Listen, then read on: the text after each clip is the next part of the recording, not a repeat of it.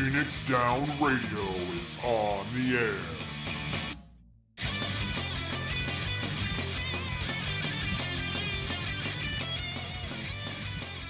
Welcome everybody to Phoenix Down Radio, episode 151, the drunkest of episodes. I'm just kidding. I am your host, Klauss Nightbringer. Joining me is Taliz and Seyrr. What's going on, gentlemen? Did you just title the episode before the episode? No, probably not. Okay, I was gonna say, like, dude, that's our post-show bit. You can't steal that.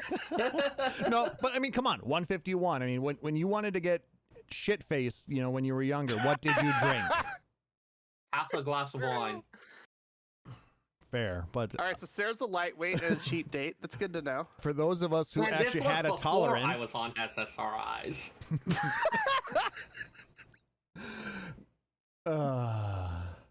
Sorry, we're just in goofy moods today. Good luck, everybody. well, you know what? That's show. There's nothing wrong with that. I mean, those make for some of the more interesting episodes, I think.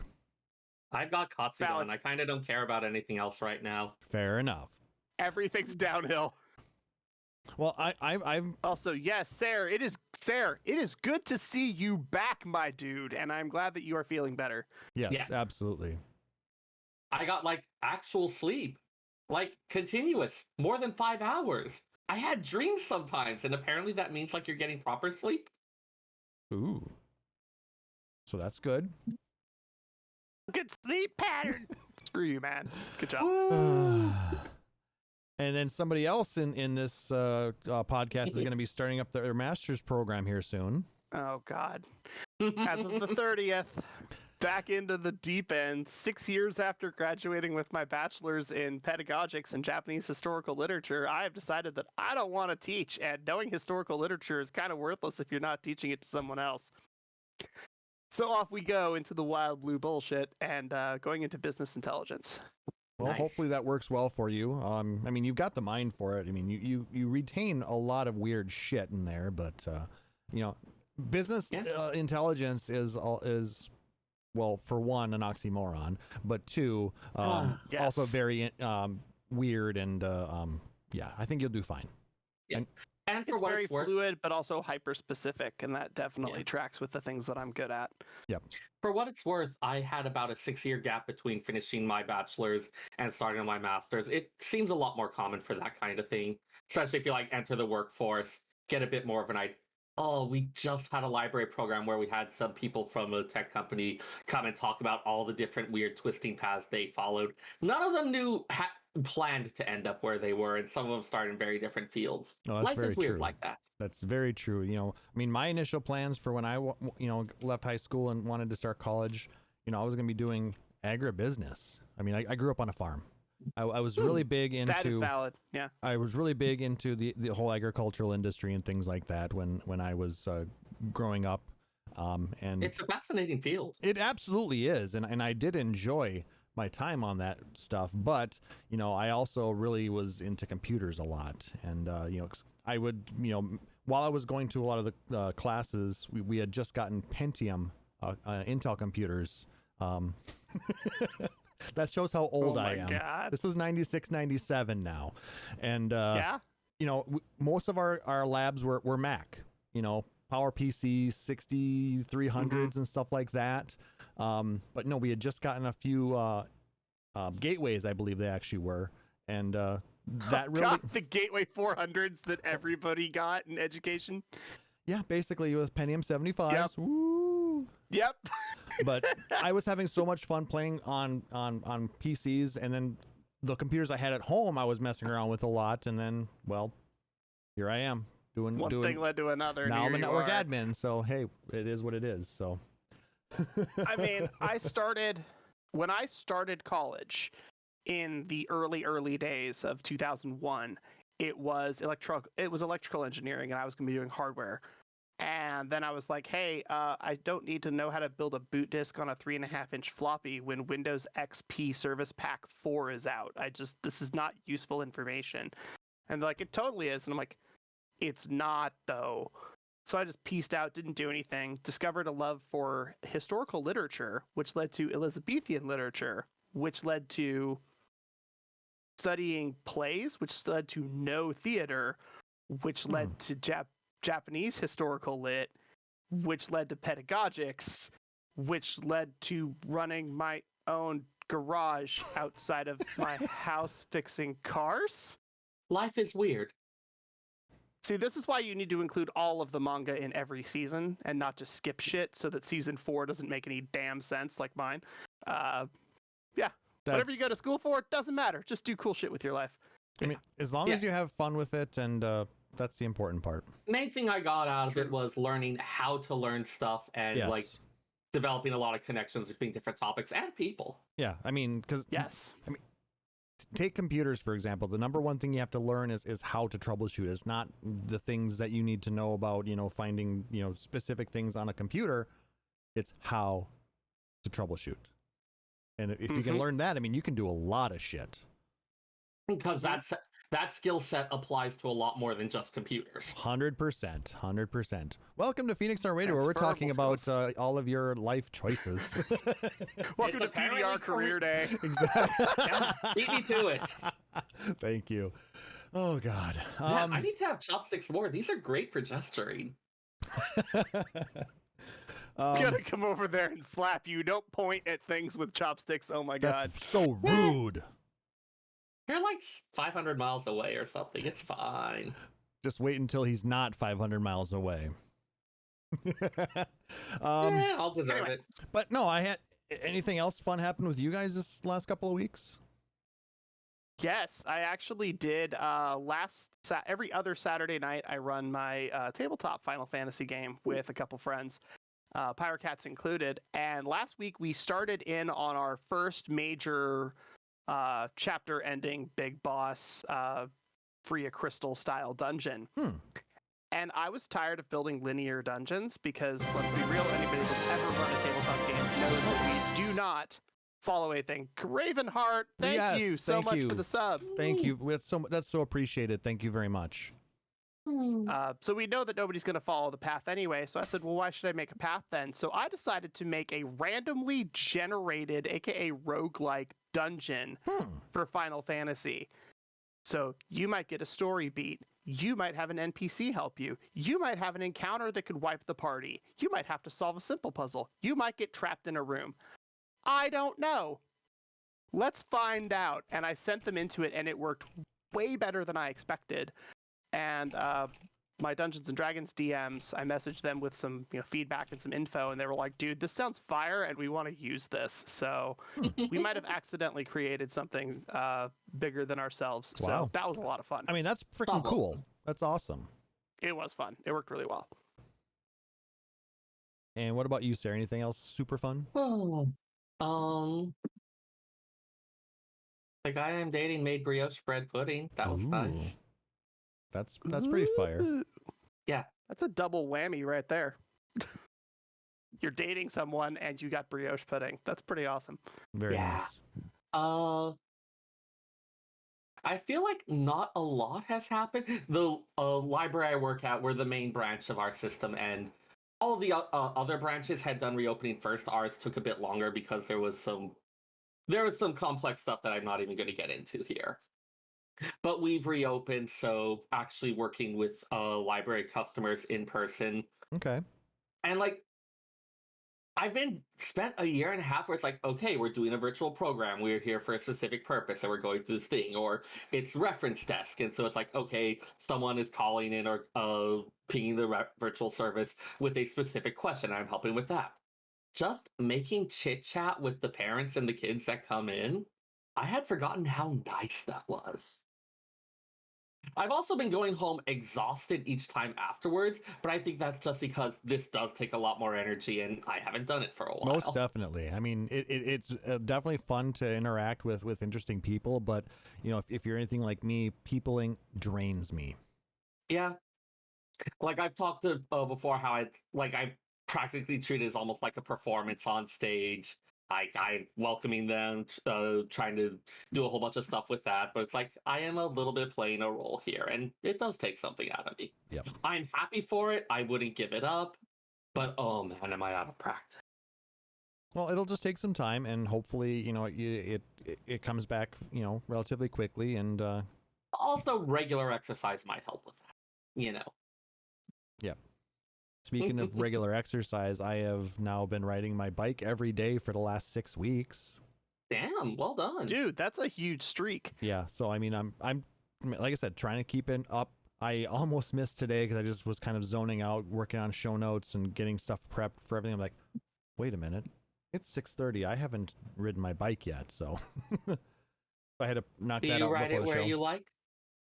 Well, no, it's like I said. What I do is it's right behind me, off screen, and I pull it up here. And I'm not listening to you, Seyrr.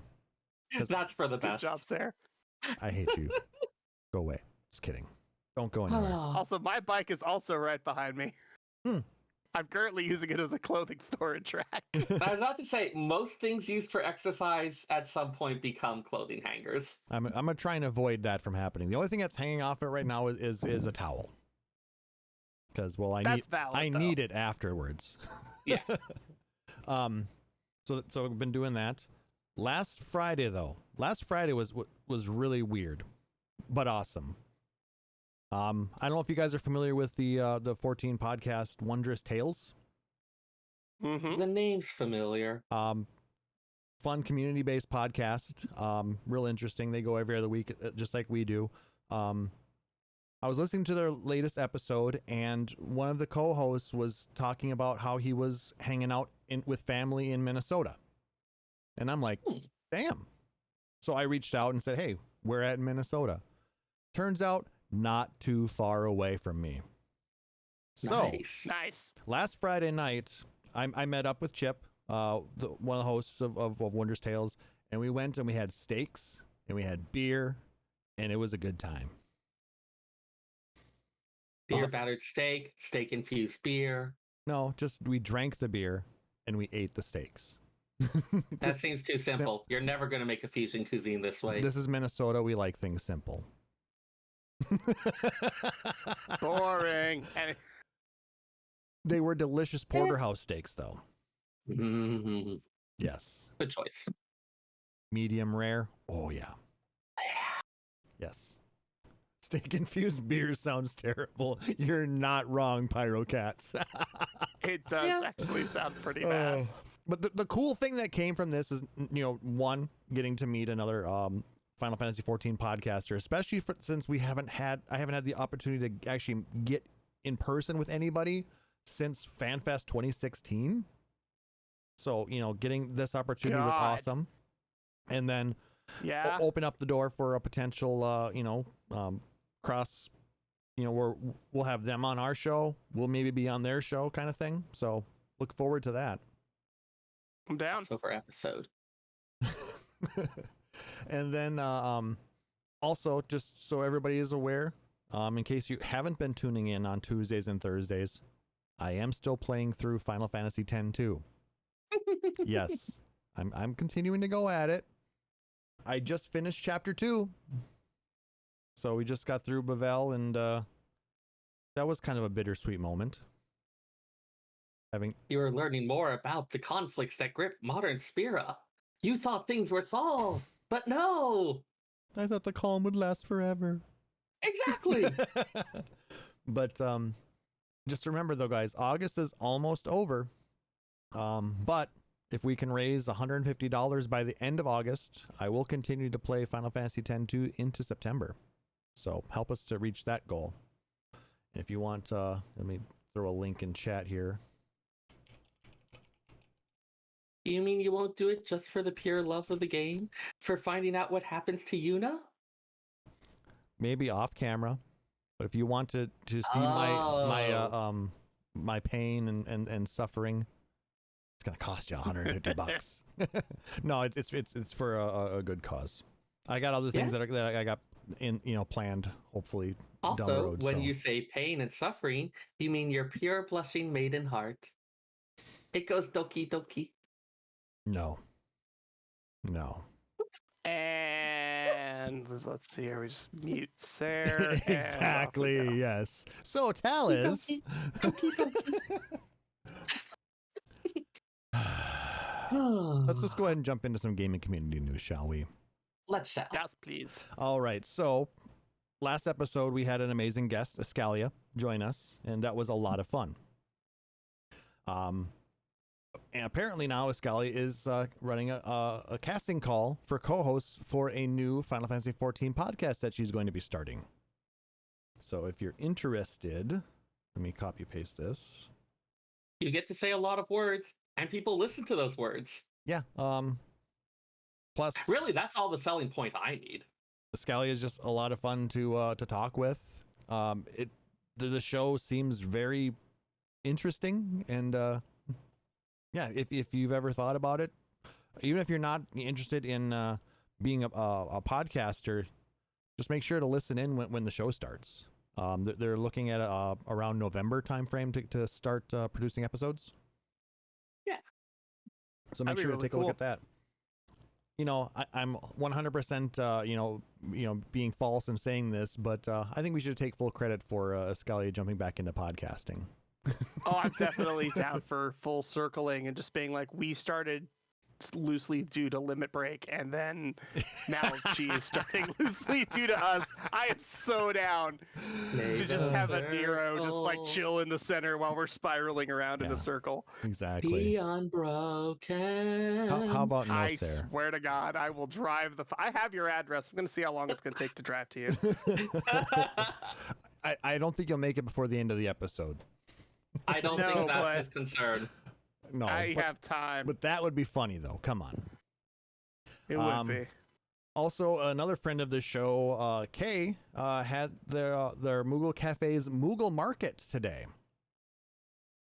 And I don't know if you guys had a chance to check that out earlier, but had a lot of different So busy. artists on, and it was cute.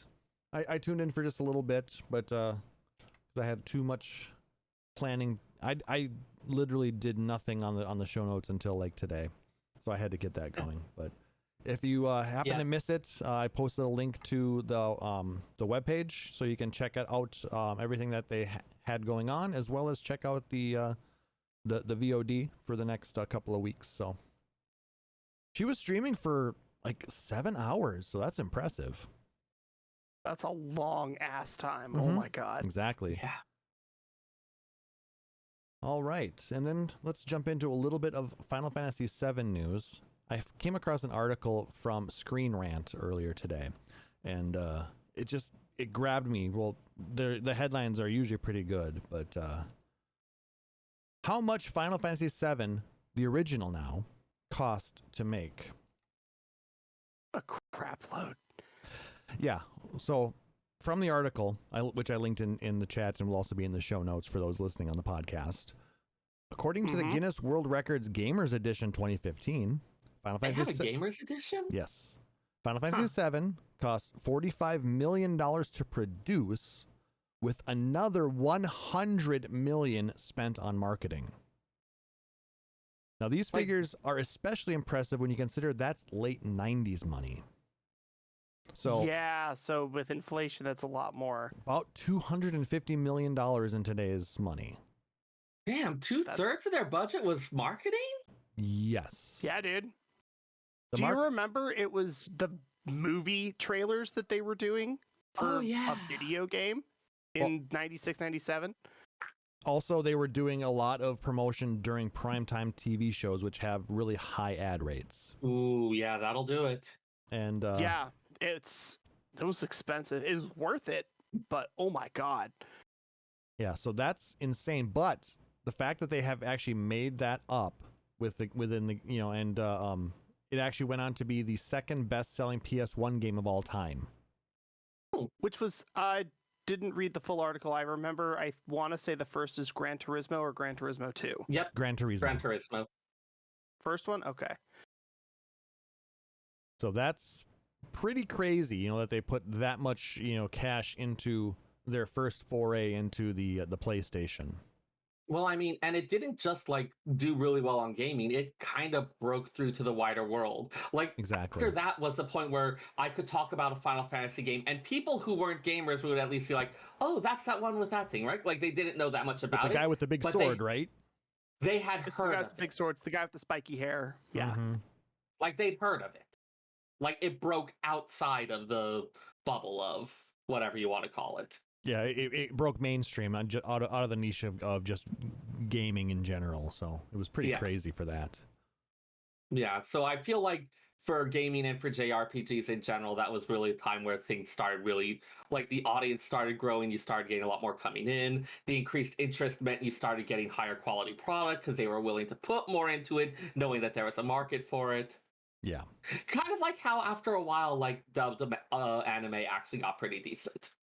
And realistically, it changed how a lot of video games were looked at and produced, moving forward as well. So I mean, it was a watershed moment for the video game industry, for sure. Especially from a Japanese standpoint. All right, a little bit of 14 news. Seyrr's gonna like this one. Did you guys ever get a chance to read the 4Gamer interview with Banri Oda? The lore mongers yes, because I didn't recognize the words. I didn't recognize the words that you put in the host chat, and I was like, I don't know what this means. I better click on the link and read it. And yeah, first of all, Google Auto Translate has been very interesting. But it's pretty cool. Pretty good actually. So I mean, I was actually impressed with how well it actually handled the Auto Translate, because the link is to the original article, which is in Japanese. So, make sure that you're using your translator. I've listened to a few other podcasts go through all of these. We're not going to go through all 15 of the questions, but God, no.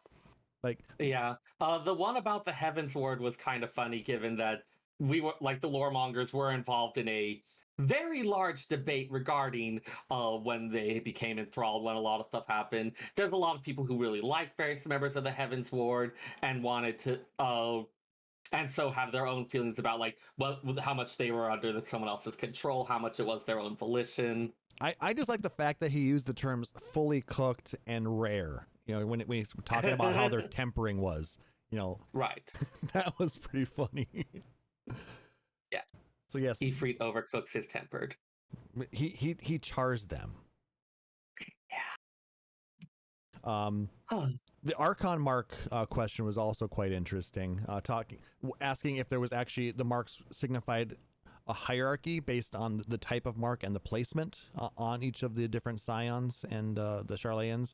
Apparently, no, that is not the case. They can choose where and which marks they want to use on their bodies. So, yeah, there's a more complex official crest and a simplified one. They can choose whether they want one or both, as well as where they put it. Yeah, for example, Moonbrita has the full symbol on her thigh, whereas she has just the more simplified one on her neck. And the fact that Urianger is the only one that has one on his face kind of is in honor of Louisoix, who had his right on his forehead. So, well, it was stated, at least the translation I saw, it was less, oh, it's definitely that, and more of a, hey, maybe he was trying to emulate his mentor. Mm-hmm.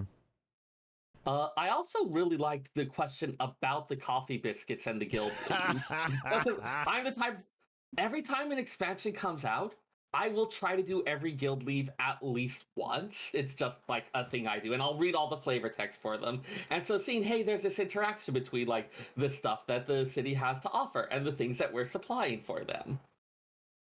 And so Oda gave a reasonably considered and in-depth answer, it felt like, about how you could imagine a lot of different stories depending on how many times you've done the leave. With even the now, if you are the type of person who bought coffee biscuits at the second serving to complete the guild leave, Hanji Fei has made a small fortune from the margin and has also used it to buy even more sweets for herself. What a way to dynamize the city's economy. Yes. And the fact that if legit, let's say you were the type of person to do it 100 times and make them from scratch yourself, congratulations, your coffee biscuits have finally reached the storefront. Reen, Guy, and even Ishtola have enjoyed them. Just that kind of stuff is just really, really hilarious. Yeah, and I do like that it's like, okay, if you are buying them from the NPC and then turning them in, you are losing money, all that, but that just means you're pumping money into the economy of the Crystarium. Though I will say that the question regarding summoners and with Phoenix and Bahamut were both very interesting as well. talking about how Louisoix used Phoenix's power of rebirth to reconstruct, everything that was destroyed by Bahamut back 5 years ago. Game time. Right. It is unclear how much of this was originally planned versus worked out after the fact. Yeah. That is all, like, reasonably well done lore and storytelling. A lot of stuff people will think, oh, this was clearly planned from the beginning. When a lot of it is, you remember what hooks you dangled where? It's like, oh, that one there is probably good. Let's try to link it up to this. Well, didn't Moose actually catch Oda in a little bit of a retcon with this? Saying More than once. No, with this specific answer, though. Oh, yes. There was something else that had happened, or explaining why the crystals were there prior as well, weren't they? Some of the corrupted crystals. Yeah, like we had a lot of the goings on in the run up to the calamity. Mm-hmm. But I mean, it's a good answer as far as a fluffy story answer, but it does change some of the things from 1.0. The longer a story runs, the more different things you may have to reconcile. Well, I mean, there's no getting around it. There's a lot of different properties that are retconning things to change because it's more convenient for the story moving forward. So there are more and less elegant ways to do it, and they tend to land on the more elegant ways to do it. And they're telling a good story in the process, so a lot of us, quite frankly, will forgive them for it, but we'll also tweak their noses a little bit for it, because come on. The one piece that was new to me was the fact that Diabolos is not basically his own being. There's a race of Void Sent like Diabolos, apparently. Yeah. Because the question was asked, notice the Diablo armament, which appears at the boss in the Dalriada, uses skills that are similar to the high-ranking Void Sent Diabolos. I assume that the Void Sent that was absorbed to create the biological weapon was something similar to Diabolos, but the Japanese version of the field record mentions that it is of the Diablo species. Why are these terms written differently? And go ahead. Yeah, it goes on to talk about it. Notes that they're the same type, but the name is written differently because it was recorded and summoned and recorded by different civilizations. Yep, Diabolos by the Mach and Diabolo by the Alligans. So yeah, that was quite interesting. If you have a chance and want to read more up on all of the questions, go ahead and click on the link in the chat or in the show notes. It is worth the read, and it's very interesting to kind of hear some of the things coming from the lore master himself. Yeah. They of course also, one of the other ones they talked about, which comes up a lot, and I know starts a debate every time, is about healers and how what kind of what kind of things magical healing can actually accomplish. I did get all but one of that Final Fantasy Lost Stranger manga you were mentioning, Taliz. Of course, the one I'm missing is the first one, so I'm waiting another couple days on that. But I flipped through a little on one of them, and it did discuss a little bit of like the ideas of what magical healing can and can't accomplish. Yes, I think that's the second book, and it's really interesting because, like, as players, we're just like, a potion is the same as a cure, is the same as an inn. It just restores HP, but it's like, what if I broke my arm? Yeah. Like, that's a very different thing that you can't just down a 3-ounce bottle of Gatorade and keep going. Like, there's something seriously wrong. That's why Raban's arm is still gone.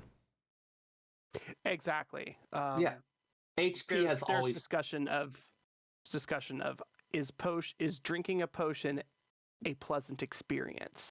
And if the answer is no, it makes RPGs in general really, really awkward, really, really fast. And if it isn't an unpleasant experience, then you have the question of why are people not slamming these back like all the time? Very true. And trying to overheal themselves. Dolvik in the chat is actually asking, so Diablos is not a Void Warden? He's weird. Yeah. Yeah. Sort of. He's kind of well, they are kind of high ranking. Yeah, within the he's powerful. They are powerful, I guess. I'm used to saying he's because of all the different Diabloses within the different Final Fantasy games in the past. It's been, a summon or a GF or what, a special one-off strong, spell, whatever. Like, yeah. But, in this case, it seems like it's more of a race or a type of void sense. You got like the Ahrimans and I'm sure among them there are also different ranks and different more powerful ones. So Eorzean scholars, who of course may have a very different vision on this from how the denizens of the void view themselves, but they have a ranking system with 12 different ranks of void sent, and various ones are described as being on a particular rung of the ladder. Like the Cloud of Darkness, I think, is one of the creatures that's on the top rung. Weaker ones, of course, have fewer powers. They also have an easier time crossing over to our world. Either they can make it through, like they can just have a little bit of their spirit go through a tiny little rip and inhabit something on the other side. So like if you've got a eyeball, congratulations, they'll inhabit that and it becomes an Ahriman. All sorts of little things like that. So a lot of the weird undead are some void scent that is inhabiting some type of body part. Lovely. Gross. So maybe he's awesome, but gross. Dolvik asks, so maybe he's closer to that lion or angel sin eater counterparts. I'm not sure there's necessarily a parallel. We also don't know like how much sin eaters have in terms of like consciousness, sentience, agency, stuff like that, or how much they're following kind of almost animalistic instincts. We also don't. So much of this is just classification by scholars who are absorbing it. Yeah.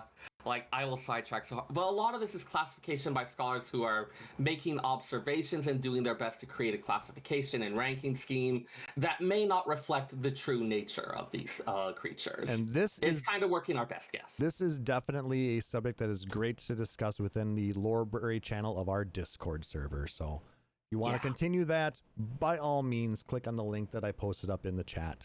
So we welcome your questions there as well, but we do also appreciate the interesting conversation here in the show as well. But we do need to keep going. It's true. Speaking of events, the Rising event is coming back on August 27th and runs through September 9th. This year we get a meteor-themed Red Moon parasol, as well as a really interesting looking what do they call it? The Nymea Potpourri firework. I don't know. They call it a seasonal miscellany, but I would call it like works like a firework. A little effect that goes around, and I'm pretty much seasonal miscellany is a catch-all term for anything that comes from some type of limited time event. So I think most of the fireworks end up in there, actually. Dalvik, don't worry about derailing us. We derail ourselves quite frequently. So. Oh yeah, all of the pretty much all of the fireworks are listed under seasonal miscellany. That's true. But yeah, so always interesting to see what kind of storyline they bring with the Rising. I mean, this is the 8th year now of Final Fantasy 14 ARR. I believe so. Damn. Man. 13, 14, 15, 16, 17, 18, 19, 20, 21, 9. Well, 13 was the starter one. Counting 2013 or not? Well, 2013 is the beginning of it. So 14, 15, 16, 17, 18, 19, 20. 8 years. Yeah. Start counting at 0 like a good computer scientist. Yeah, come on, man. We broke him. 0, 1, 2, 3, 4. Fair. Deserved. Well deserved. 5, 6, 7. There we go. I'm not going to do the whole thing, but you all know how to count to 32 on your hand. But no, always did enjoy these events. I do remember our second episode was held in that special room. The 17th floor, wasn't it? Yeah, something like that. God, that was a while ago. Yeah, 6 years ago.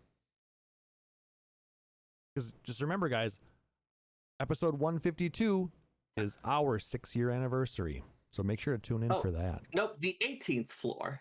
Yes. Something. Yeah, it was something like that. I don't know if they're going to have something like that this year, though. We'd have to see. Pardon me just a moment. All right. While Seyrr goes to take now that he's gone and we're correcting information, I would like y'all to know that it is a 13-hour and 16-minute, 862-mile drive from my house to Seyrr's. False alarm. We're good. Okay, cool. Don't worry about it. We weren't talking about you at all. Aww. But my ego. Yeah, just make sure you're around in about 15 hours. All right. Yeah, that's 13 hours and 16 minutes. Well, Don't worry about it. I figure you're gonna need a little bit of time before we leave. Or Hey, we gotta Google, finish. We gotta set a timer for 13 hours and 16 minutes. You're gonna wake up at ass o'clock tomorrow, and I'm not even sorry about it. Jesus. Anyway, Actually, so like we said, that'll be about a 9 a.m. wake up call. We'll derail That's not ourselves. Yeah. Anyways, yeah. Talk about derailing. So You're welcome. the Shadowbringers OST is now available on audio streaming sites like Amazon Music, Apple Music, and Spotify. So if you did not get the original OST when it was released on Blu-ray, and you have Apple Music or Spotify, you can now listen to it with your plans there. So that's kind of Time to download Big Fat Tacos. Sweet. So big. Also, just as a reminder, Death Unto Dawn, the new OST, will be releasing on September 15th, and pre-orders are still available. Because you're damn right mine's pre-ordered. You gotta have that Banjo-Kazooie Matoya. I mean, that's what we do, right? Is we buy minions and mounts, and they come with free soundtracks. Free and soundtracks, statues. exactly. Yes, Exactly. Yeah, That's how this works. Some of the minions are just more expensive than others. That's all. I'm not saying I have a Post Moogle, and a friend of mine has a plushy Post Moogle at their house, but I have a Post Moogle minion. You can see mine behind me. And a receipt from Kotobukiya. You can see a lot of the different minions kind of behind me there. So there's a handful of them, yeah. Just one or 1,000. That's all. But speaking of things you can buy from Square Enix, there are new Mog Station items. You can get last year's Moonfire Fair items, and you can get sale prices on the years prior items from the Moonfire Fair. Gotta have that hula skirt. Some people like that stuff. Oh, I forgot about that. Was that last that year was or a year good before? outfit. Yes, that was last year's. Okay. Also, apparently there is a new mount that is causing a bit of a controversy amongst a few of the player base. You know, some of them are going forward and back and then forward and back about Everyone it. has made this goddamn it was joke. right I will there. stab you. It was right there, and you were like, I could be good. Nah, low-hanging fruit. Come on. That's what you decided to go for. You know me. You know me. Yes, we know you'll go for the low-hanging fruit. Jesus. But, I mean, yes, I bought it. I bought 3 of them, in fact. Oh, really? Yes, I had Chili buy 2 of them for me, and I sent him money because it's the exchange rate was good. Nice. Okay, fair. Plus, then I gave Chili a little bit of a tip for doing doing me a solid there. So I got one for myself. I bought one for Seyrr, and I bought one for you guys. So make sure to tune in 2 weeks. We're gonna have a bunch of giveaways for our 6th anniversary, including a Cruise Chaser mount. So make sure to stop in, hang out as we wax poetic about 6 years of Phoenix Down Radio and give you a whole bunch of cool shit. So It's going to be fun. It's going to be a lot of fun. Should be a real good time. So yeah. Then there was a little bit of Final Fantasy Pixel Remasters news as well. Yes. From RPGFan.com, they talked about the fact that during a Famitsu live stream for Final Fantasy creator Hironobu Sakaguchi's new game Fantasian, we got to hear and see a few minutes from the beginning of the upcoming Final Fantasy IV Pixel Remaster. So I'm going to post... It looks so good. It actually does look really nice. I couldn't understand a bit of it because, well, it was all in Japanese. But I'm going to post a link to the video. And it starts right at the point where they're going to be starting to talk about and show the very beginning of Final Fantasy IV. So later on, if you want to click on that and view that, it's pretty cool. I mean, it's pretty easy to follow.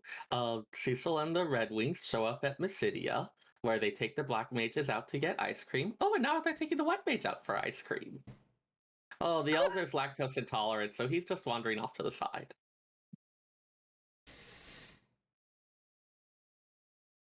And Seyrr has broken the show. Woo! 13 hours and 16 minutes. Timono, I'm on my damn way.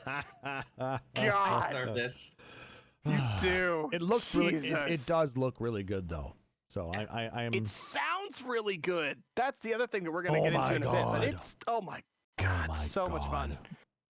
Yes, which leads us very nicely into our discussion topic of the week. And it's going to be the first of a number of discussions coming up in the future. We don't know exactly when yet, of talking about different Final Fantasy games and their iterations that have been released throughout the history of the franchise. Mm-hmm. You mean we're planning a topic in advance? I know. How dare we?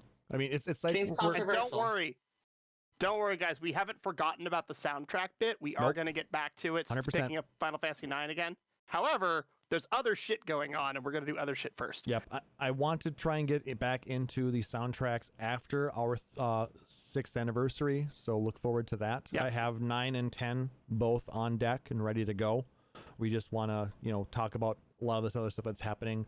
And then, of course, once we get closer to Endwalker, there's going to be a lot of discussion there, too, so... Lots of things to talk about within the Final Fantasy universe. So anyway, Taliz, why don't you take it away?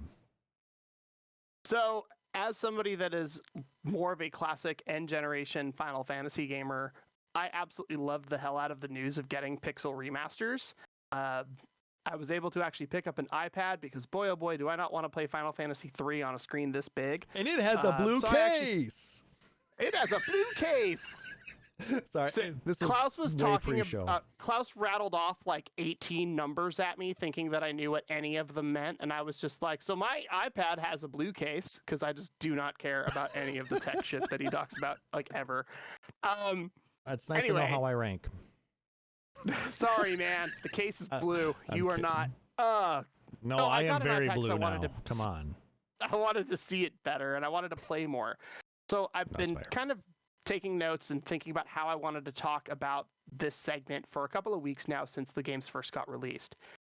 The main thing we wanted to do was talk about the meta point where enough people had gotten to play them and people had experience with them. So I wasn't just coming in and saying, hi, go spend $18 on a game that I'm going to tell you the end of, because that's kind of dumb. So we kind of waited till after the news cycle had sort of died. So there's a ton of video essays about them all over YouTube and other platforms. So this is just sort of our thoughts and like things that we wanted to talk about that ended up sort of sparking more.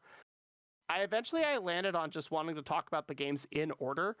And my first thought was, let's talk about my favorite game to my least favorite. Let's talk about the biggest game to the shortest game. And I was like, nope, let's just do them in order. It sounds kind of boring, but it's sort of not, because it goes from the short game to the weird game to the really good version of a game. And I felt like that's a very important piece of storytelling. And as anybody that knows anything about the history of Square Enix, they're a lot better at telling stories than they are about doing almost anything else. So the first game we're talking about, original Final Fantasy, came out on Famicom, came out on original Nintendo Entertainment System. The original version of the game, most of the spells didn't work. Half of the stats didn't do anything. The story was very loose and difficult to kind of understand. So rather than just relate the Pixel Remaster games to all of the re-releases from PlayStation Portable to Game Boy Advance to Steam, Square Enix decided that they wanted to base the new Pixel Remaster version off of the original version of the game, the original Famicom NES era, and just kind of make all their design choices from there. So while it's not super hard to find or make a list of all the stuff that they removed from all the remakes, like the extra dungeons and such, it's pretty cool to see all of the amazing things in the simplicity of what they did choose to keep of making a remaster of a very, very pixel-based game. FF1 goes back to the original Magic style of the NES and Famicom versions, where you get a set amount of spell charges per level, you get charges as you level up, you gain more charges at higher levels after you do a job change. There is no MP system like the later games have. This is a mixed bag and came upon some mixed reactions. Seyrr, I know you were mentioning kind of an interesting concept for Magic. Go for it. Oh, yeah. So I've heard the term Vancian Magic, which is a little more like kind of your really traditional D&D stuff, where it wouldn't even be, okay, you have level 1 or level 2 charges. It would just be, say, for instance, all right, we finished resting at the inn. My White Mage will have 2 castings of Cure 1 and 1 of Poisona. And then, like, you're not even just saying how many charges, but you're actually pre-selecting the spells. So with both... Compared to MP, both of those systems, the Final Fantasy I system and the Vancian system, have a lot more, okay, you need to pre-plan a little bit of what you're going to be doing. You need to, you may go to a place, find you have the wrong things, and then you have to withdraw and go back to prepare again. Yep. I think, was it in Final Fantasy I that at least on a given character they couldn't learn all the spells of a level and you had to pick and choose? I think it was only 3 of each tier. So you get 3 out of 4. Every level or every tier of Magic has 4 spells for each type. I think it's level 7 and level 8 that are split across a couple different Magic stores that you have to find. Mm-hmm. But you can only learn 3. But there's also certain spells like Heal and Dia that you can, and Holy and Flare that you can only learn as a White Mage or as a White Wizard. Your Red Mage isn't capable of learning those. Yep. So if you have a Red and a White, you can say, well, I can learn all 4. The White Mage learns the stuff that only they can learn. The Red Mage learns one of the other things. And then the Black Mage that you have learns the stuff only the Black Mage can learn. And then the Red Mage kind of learns the other thing. And you end up getting 9 opportunities to learn a spell, 3 for each character, across 8 spells. So you get everything, and it's not so bad. This But also means you've built a very mage-focused party.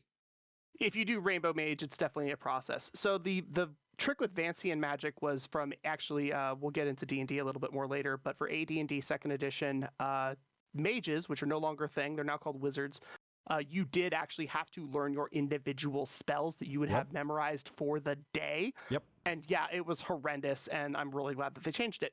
So for FF1 specifically, it does a couple of things to have levels for your spells. It means that you're limited to using all your low-level spells instead of like the PSP version where you have a kind of near infinite amount of opportunities to cast them. You can just cast fire non-stop. You never need to buy a dagger for your Black Mage because you have fire forever. And if you get low on MP, it doesn't matter. It's a cheap spell. You can keep going. But if you run out of level 1 spells in the NES version or Pixel Remaster, that's too damn bad. You have to figure it out. You have level 2 spells. AD&D, you could say, well, I'm going to use a level 2 spell slot to cast a lower level spell, either powered up or not, depending on the system. This doesn't care. You don't have lightning anymore. You don't have sleep. You don't have fire. You don't have stun. You don't have cure. You don't have dia. You don't have protect or blink. You don't have any of it. What you do have is level 2 spells. You have access to heal, the AoE heal. You have access to ice. You have access to all your level 2 spells. But if you're at a level 2 and level 1, I hope you brought a sharp stick because you're out of spells, and until you do a long rest, you're not gonna get very far. Dungeons & Dragons 2nd edition, no, there is no ether. There's pure and heal, and that's it. And you get 99 of them. Obviously, they changed it a little bit. We'll get into that. But FF1 is very, very, very much just Dungeons & Dragons 2nd edition. So if you've played the old versions, if you're old like me and played from the 80s, cool. If not, FF1 definitely shows its age pretty hard. I personally like the old Magic system. I think it actually fits this world a lot better than the MP did. So I actually really like that they went back to it. The text, graphics, and character design seem to be tuned up just a little bit to look better on a flat screen, touch screen style system. They're available on Steam, so if you do have a PC and you want to use a keyboard to play something that only requires 2 buttons, you can do that. I don't know why you would, but you can. There's also, if you want to be a try hard, you can also hook up controllers and stuff, and that's definitely the better option. The new version also includes a couple of cool bits, like having an optimize option for equipment that lets you optimize your armor and your weapons based on their statistics. Which has so been that something that's have to really memorize. nice from some of the newer games. That was a nice, there's a sort feature for your item list, which didn't used to be a thing. Each item in FF1 was a fixed location in the inventory, and it just was illuminated or not, 1 or 0, based on whether or not you had it. Updated names for all the armor and weapons that make a bit more sense, because boy, was it super annoying to be like, you find ribbon and have no space. Well, what does a ribbon do? I have no idea. I already have 16 pieces of armor.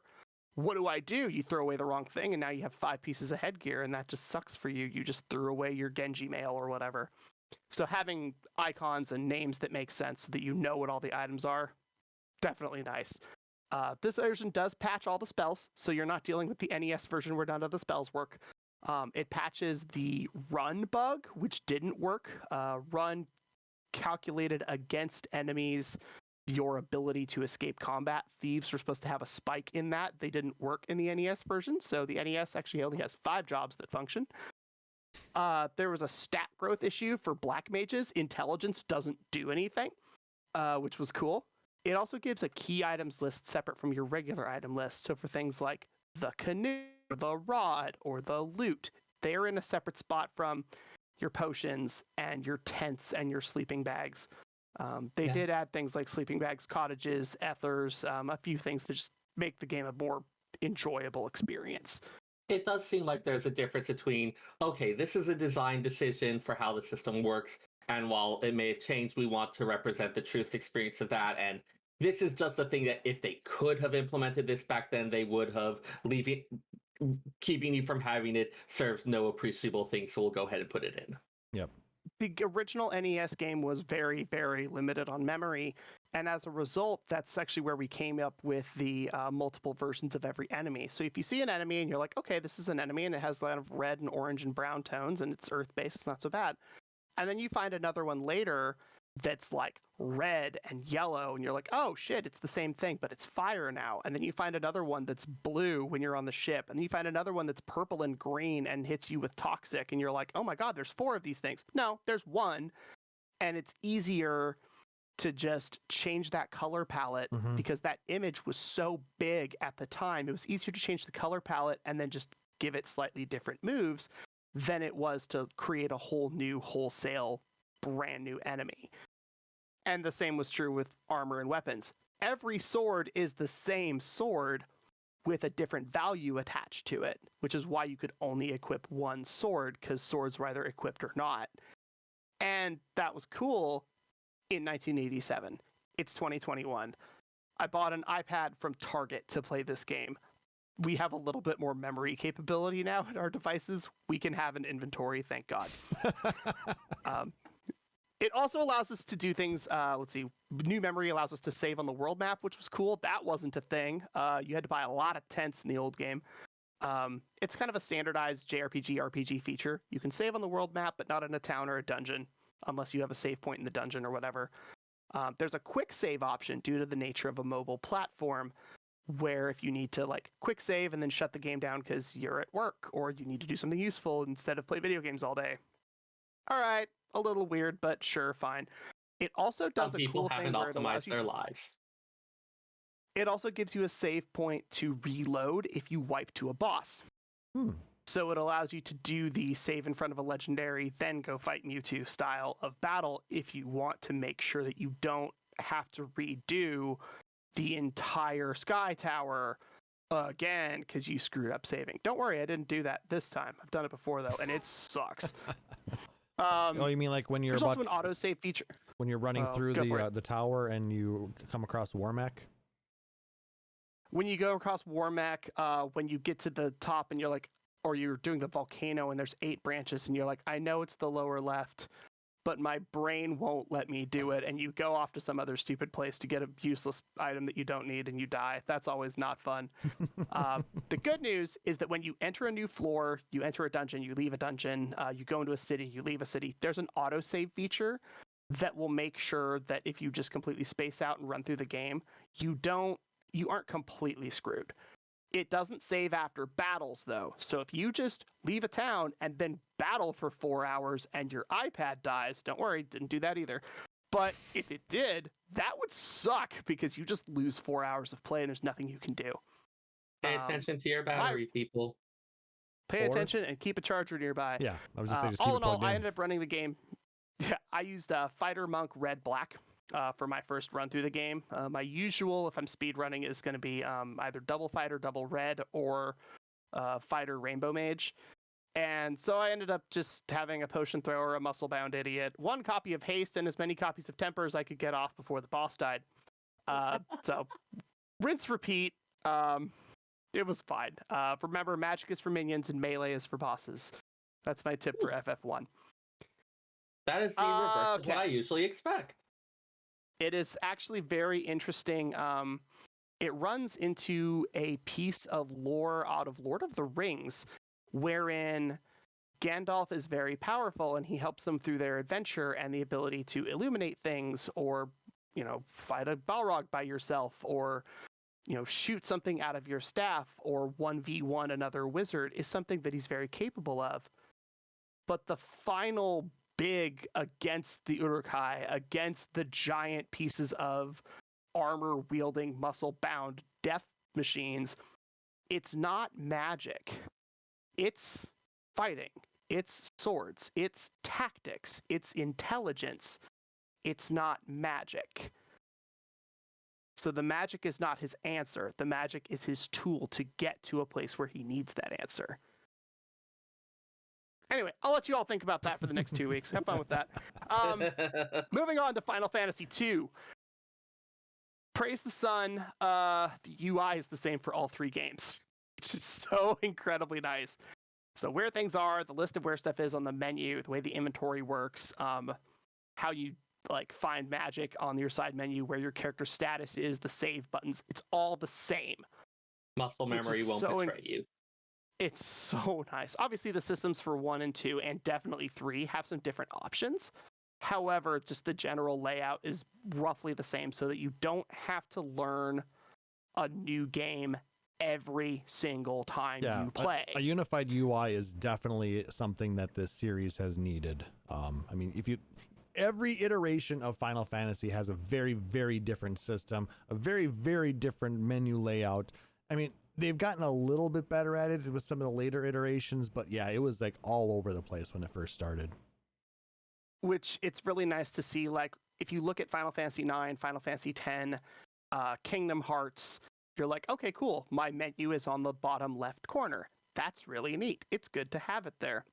And then you get FF1 on the NES and you're like, why is it in the 60% away from the left side in the middle bottom in its own box? This doesn't make any sense. So for the remakes, they actually put it all on the left corner like they're doing with everything else. If you've played a remake or remaster, Game Boy Advance, PSP, whatever, in the last 15 years, you're playing on a modified version of the Super Famicom Final Fantasy VI engine for pretty much all of it. They're on version 4 or 5 of it up to the PSP 20th anniversaries. But they're all basically running on FF6, and if you play the original FF6 and then start playing the GBAs or PSP versions, you can see kind of how they picked their best version to base it on. This is newer than that. This is a different system from that, so if you're expecting to just play the GBA version, it's not. It's very different. Let's see here. We already talked about that bit. So FF2 is longer than FF1, mostly because we figured out how memory was supposed to work. It utilizes a more robust flagging system where things like keywords, key characters, key items will all need to be visited and revisited dozens of times in a very specific order with the correct words and key items available in order to unlock kind of the next bit of the story. So you can walk from one side of the map to the other, do a dungeon, get a key item, walk all the way back to where you were, use the key item to get 2 new keywords, to go halfway up the map to use a keyword, to go all the way back to the dungeon to use the other keyword to go to a new location. All in all, you only went from where you started to the new location, which were next to each other, but you had to do a whole lot of stuff to get there. So by having more flags, you get to make the game a little bit longer. And you can actually start imposing a narrative on it, because then it's like, okay, why are we going there? Are we passing on information? We're telling people about stuff. We're getting supplies. Like this was the one that had a story about the overarching empire and the resistance, I think. It's Star Wars. Like, honestly, like, you fight the Emperor, it's Star Wars. You fight a dreadnought that's in the sky that you blow up and it doesn't solve the problem. It's fine. Yeah. But it's very big and it's very good. And now we get to the parts that are not as great. I'm going to remain as positive as I can. However, this part definitely makes the game a challenge. And this is going back to the FF2 NES roots and using an incredibly odd leveling system that at the time of its release in 1988 was not well received compared to the FF1 version. We kind of run into the same problem in 2021 as using the old style. The general concept is pretty straightforward. You cast magic, you get good at magic. Duh. If you swing a sword, you get good with a sword. If you get beat up a lot, you get more vitality. If you cast more spells, you get more spell casting ability. Cast a lot of spells, your MP goes down, you get more MP at the end of battle for your max MP. You swing a sword, use a bow, use an axe, use a spear, you get better with those weapons, and then you hit with more hits per turn and do more damage later. And that's cool. On paper. It is an absolute logistical nightmare, pain in the ass if you are trying to play it casually at all, which most mobile games tend to lean towards a more casual style where you can just throw your phone back in your pocket and pick it up later. So there's now instances where you're trying to hit your own party member or casting a spell that doesn't actually affect your party, but you're doing it for no reason other than casting the spell during battle helps level up the spell and lowers your MP so that you get more MP after the battle. Oh my god, what a nightmare. Isuna is pretty cool. If you get Isuna to level 5, which requires somewhere in the neighborhood of like 200 casts, it can cure poison and darkness and a handful of other cool issues. But it can't cure paralysis, and it can't cure stone.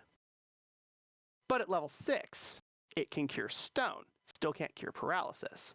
And so there was an instance where I fought things that poisoned me just in order to cast Isuna to level it up so that I could unstone a party member that I ran out of gold needles and couldn't fix otherwise. Damn. Because you don't want to wait until enemies have started turning you to stone and paralyzing you to be like, hey, I'd like a spell that could fix that. Because now you go, oh, here's a spell that fixes that, and then you use it and it doesn't work. And if a spell won't work, like Cure can't cure beyond your max HP, if a spell won't work, it just won't cast. So you can't just cheat and cheese it out and cast Isuna for no reason. You're going to have to beat each other up and poison each other. There's also a point where the newer games use a naming system for spells, Cure, Cura, Curaga, and the older systems were using things like Fire, Fire 2, Fire 3, whatever. Instead of that, you just have a higher modifier or higher spell level number. So you just have Fire level 5, Fire level 8, Fire level 14, Fire level 21. And as that level gets higher from casting the spell a crap load, you get a higher modifier. And that modifier goes against your stat. If you cast a lot of spells, you have a higher spellcasting stat. If you're a melee fighter, you have a lower spellcasting stat. It goes against stat versus modifier against spell, hits that damage with an element, and then that element goes out to enemies. Damage and healing work roughly the same way when they do that calculation. If you are healing one target, it sends all the numbers that your calculation makes at one target. If you target the whole party, it's now dividing that number by 3 or 4, however many people are alive. Same with damage output. So if you have, okay, my fire is level 14 or whatever, and my intelligence is 65, this is going to be great. And it goes out, but you're splitting it across 5, 6, 8 enemies. You're better off buffing your melee fighter because you're just not going to do enough damage for that fire to do anything. And like I always liked that this part of it. It felt weird to me that you would have like say, okay, I have learned as 3 separate spells the ability to make a small burst of fire, to make a big burst of fire, to make a thermal whatnot. And the fact that you could say learn fire too without knowing fire in many of the game systems. Like a lot of that always struck me as strange. So just I know how to create magical fire, and as I get bigger at it, I can create hotter, more intense blasts. That one feels more correct, but I see how it runs into the other issues of, okay, when you're trying to play this as a game, you start running into all the other stuff you want to do, and it kind of gets in the way.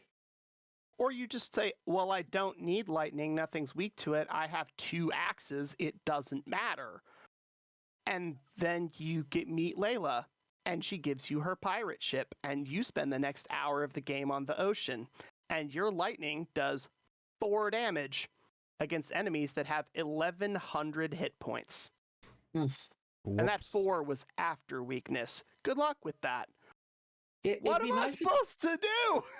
It'd be nice if horrid. there was a way to practice the spells besides casting them in combat.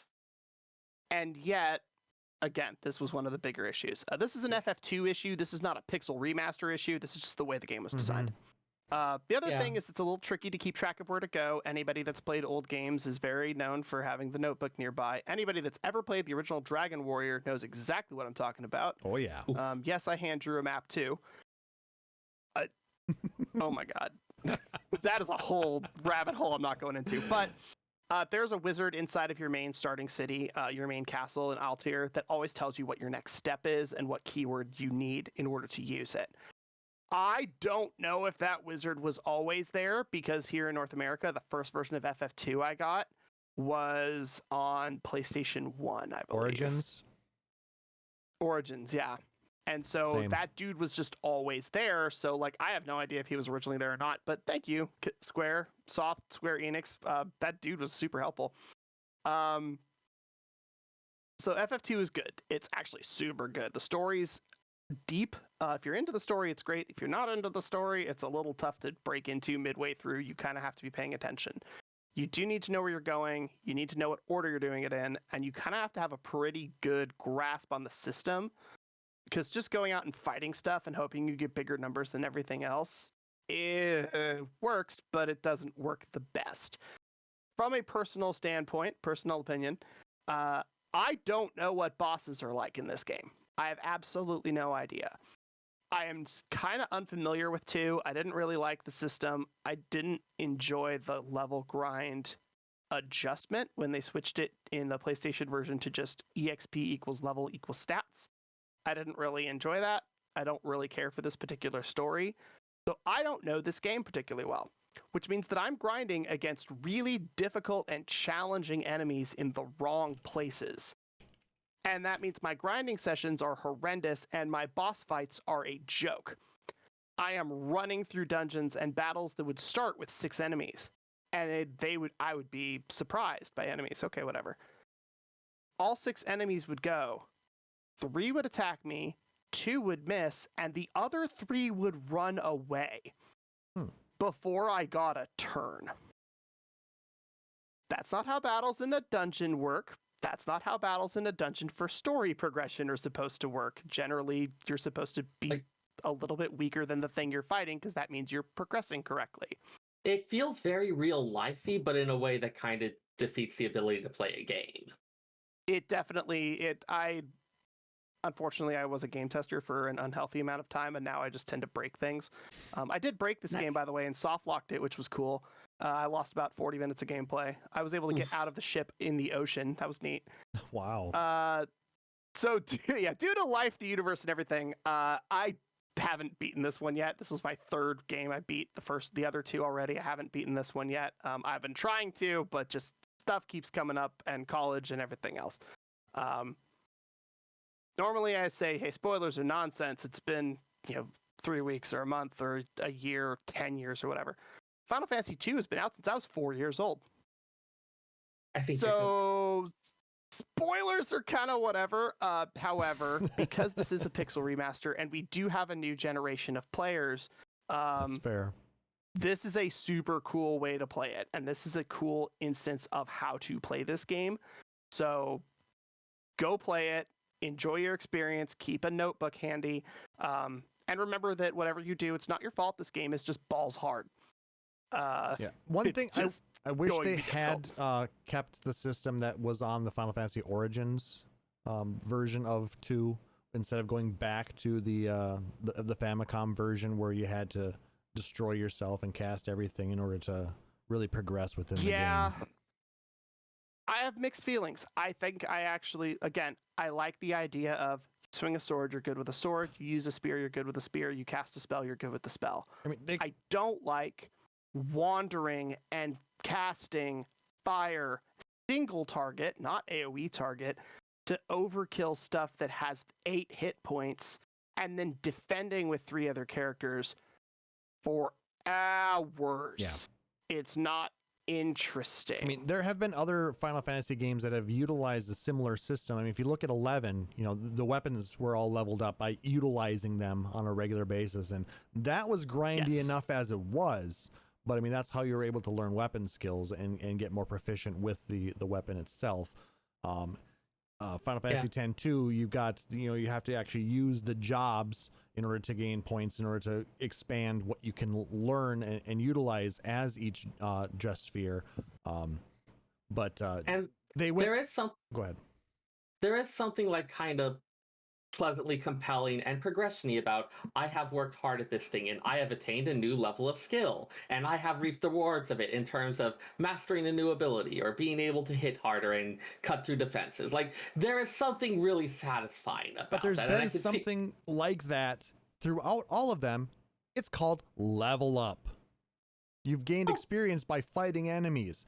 You have done all of those things, and then you hit a certain XP point, and you now have more HP. You now have more MP. Your strength goes up, and these different things. And it's in a lot of the older games, even it was a random amount that it would go up. You would roll basically like a D3, D4 type of thing, and it would increase your stats by some of that. And occasionally, you wouldn't get a stat increase on a certain thing. I mean, Dragon Warrior especially was well known for that. Yeah, but the fact that you have to do every single thing you want to do in Final Fantasy II and utilize it all the time in order to advance on any of it, that's just a little bit overboard. well, it's kind of asinine, and you hit a point where it's like, okay, I need to keep going. This sword has an attack rating of 65. I have spears with an attack rating of 110, but Furion's spear skill is at 1. Mm-hmm. And it's still worth it for you to switch to the spears. And then he just levels up the spears to 6 or 7, and then, okay, it's not so bad. And then you get a dagger and another sword. And you're like, well, this is dumb. Like, it just doesn't make, the weapon system doesn't make sense. It's really challenging. Yeah. Like, the other thing I like about it is this was a reasonably early on game where you got to sort of define what your character's classes were. Yeah. Not even just like, okay, this is a white mage, this is a black mage. You could be like, okay, this is my spear using magician who has a little bit of curing support as well, or things like that. I mean, the idea behind it was always interesting, but the execution just left a little bit to be desired. It was challenging, and you also end up just going, okay, well, I'm going to have one person be a caster, and then 2 people be melee. And then you run out of, you're like, well, she already knows all the spells. She can't learn more spells. You have to start deleting them in order to learn new ones. And you're like, well, I guess I'm deleting stun because it's worthless. I guess I'm deleting aura because it's worthless. And then you're like, awesome. That was 3,000 gil back when 3,000 gil took me an hour and a half to grind for. But if you know that in advance, you just be like, well, aura's not worth it. Just get berserk. Berserk doesn't make you berserk; it just ups your attack strength, which is cool. Huh. Seyrr, stop playing Defu. And is an AOE skill, which is great. Yeah, I just group haste, group berserk, off we go. Now, on to my favorite game of the 3. Final Fantasy III lives in my top 5 of the main franchise. That's the one that like changed the most between like the original and the remakes, wasn't it? Mm-hmm. I like 3 more than I like 7, 10, 15, 13, 11. I love the hell out of 3. I hated the DS remake of that game. I got through it twice out of spite. I am not interested, once on Kindle, once on DS. It just, ugh. The original FF1, you arrive in front of a castle with no apparent reason. You have 4 characters. You name them yourself with 4 letters each. You're each holding an orb. Good luck. That's your story. That's your party. That's your whole adventure. You have to figure it out. In FF2, you get a pile of named characters. Welcome to the game. Here's a battle. All right. There's 4 named characters. You die. You don't see the 4th character for 35 hours of gameplay. What the hell? Like, it's so convoluted. In 3, 4 Onion Knights suddenly appear in a dungeon for no apparent reason. And it's a mini dungeon. It's like 2 screens. It's like, it has 1 branching path that leads to a healing pond. It's fine. You find a crystal and it grants you powers, and that crystal allows you to pick from your first handful of jobs. So for people that like 5 and 11 and 14 and Tactics and Final Fantasy 12 Zodiac Age and Final Fantasy 10 too, if you're crazy, this is where the jobs come from. This is the primordial soup that sort of starts the whole job-based system beyond the here's your base 6 from FF1 that we got in Final Fantasy 11. Those were your base 6 there as well for the same reason. Removed from this version of the game is the multi-battle warm-up that characters would need to do when they would switch between jobs. There was an instance in I believe it was the DS or PSP version, where switching from one job to another meant that your new job operates at a loss of 12.5% from its base stats for up to 10 battles. Oof. Changing from a melee job to a melee job was fewer number of battles you had to endure to make that go down, but changing from like melee to magic or magic to melee was a lot more. And the longer you stayed in a job, the fewer battles it took to sort of reset yourself and get yourself back into the mentality of, I am a red mage now, not a knight, or I am a black mage, not a warrior. But switching between knight and warrior would only take maybe 1 or 2 battles because that's not too different. That's gone. That's completely gone. The Famicom version had a set value of capacity points. You earned capacity points, 1 or 2 per battle for every battle you were in. And it took a fixed amount of capacity points to change jobs at all. You got 1 freebie from Onion Knight to whatever you picked first. Everything else took capacity points. And if you were switching from, say, mage to melee, it took a crap load, like 60 to 80. Oh, wow. So that's 50 to 70 battles. But if you were switching from like mage to mage, it took a lot less, but you still had to earn those capacity points. It was a secret value up to 255. So the game kind of rewards you for wandering a bit to earn those capacity points, to have the flexibility of switching between jobs. They set it up so that you couldn't do things like switch to a thief, unlock a door without a key, and then switch back to a warrior. Not that you can do that in the Pixel Remaster, but you should definitely check to see if you can, because it's kind of neat. Oops. It was cool. It rewards you for wandering. It rewards you for getting capacity points and doing those 2 to 10 battles to change jobs. It kind of hides the like level grind, because you do need to level grind a bit, but this sort of hides it under the idea of working out the bugs of having your new party composition. So here in 2021, we don't have time for exactly. Here in 2021, ain't nobody got time for that. So when you switch to a new job, the job comes in full strength. Just straight up, you are a level 61 black mage out of the box, and it's like, oh god, it's kind of nuts. But there's so much shit to do that it doesn't really feel like you are overpowered. There is no secondary skill equipping like in 5 or Tactics, where you can learn Throw Stone and then switch to being, a black mage, and then you have the ability to throw a stone still and do knockback or stun. You don't learn item usage by being a white mage or whatever, and then I think it's a chemist, and then switch to being a squire, and then level up to being a knight and be like, oh, well, I still have items because I was this. There's no secondary skills. What job you have is the job you are, period. So it's and that just means that like switch around. Some jobs just get obsoleted because it's like, okay, everything can do this better kind of thing. We will get there. Okay. There's no cross class skills from like the 3.0 in editions of Final Fantasy 14 back when we had to for us former monks having to level up Dragoon to get blood for blood. Oh, We all remember that nonsense. thing. That crap. Yeah, there's none of that. There's none of that. It's just here's your job.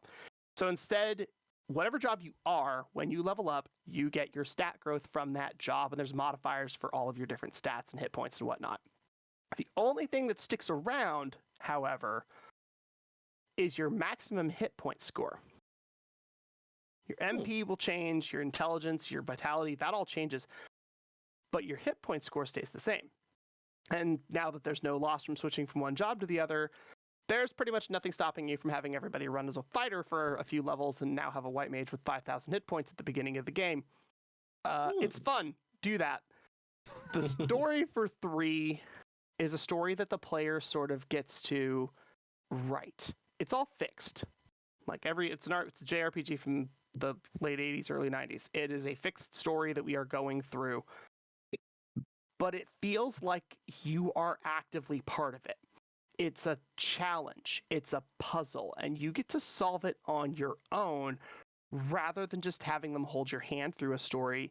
You get a lot of call and response challenges that are issued, and your party composition, your equipment and magic preparedness, and your understanding of how the story is supposed to be at this moment, that decides whether or not you're successful. It's not just, well, I'm level 99, so it doesn't matter what I do. I'm going to earthquake everything. No, you have to know what you're doing. This is also the first instance of Onion Knights. Onion Knights are either the most powerful job or absolutely worthless. There's nothing in between. In the original version, you start as an Onion Knight. You can get Onion Knight armor in Final Fantasy XIV as well in the Crystal Tower raid series. Onion Knights got renamed in the DS remix as Ark, Lunith, Refia, and Ingus. They were just orphan kids. Some of them had parents, not all of them did, and they kind of were just given a little bit more backstory just because having 4 blank canvases didn't feel like it was going to work. So they felt like they had a need to give them all give them all names. And I think they all came with default jobs when you first got them as well. Onion Knight was a job that you attempted to unlock, and that gave you access to every weapon, every armor, every spell, and like the highest modifier for stat growth. So if you had that and you got it before you were 99, you're gonna max out and go insane. 3 also has some of the more iconic pieces of media and characters from the franchise, characters like Une and Doga that have showed up in Defu, they showed up in Dissidia. There's things named after them in all of the spin-offs, including Theater Rhythm.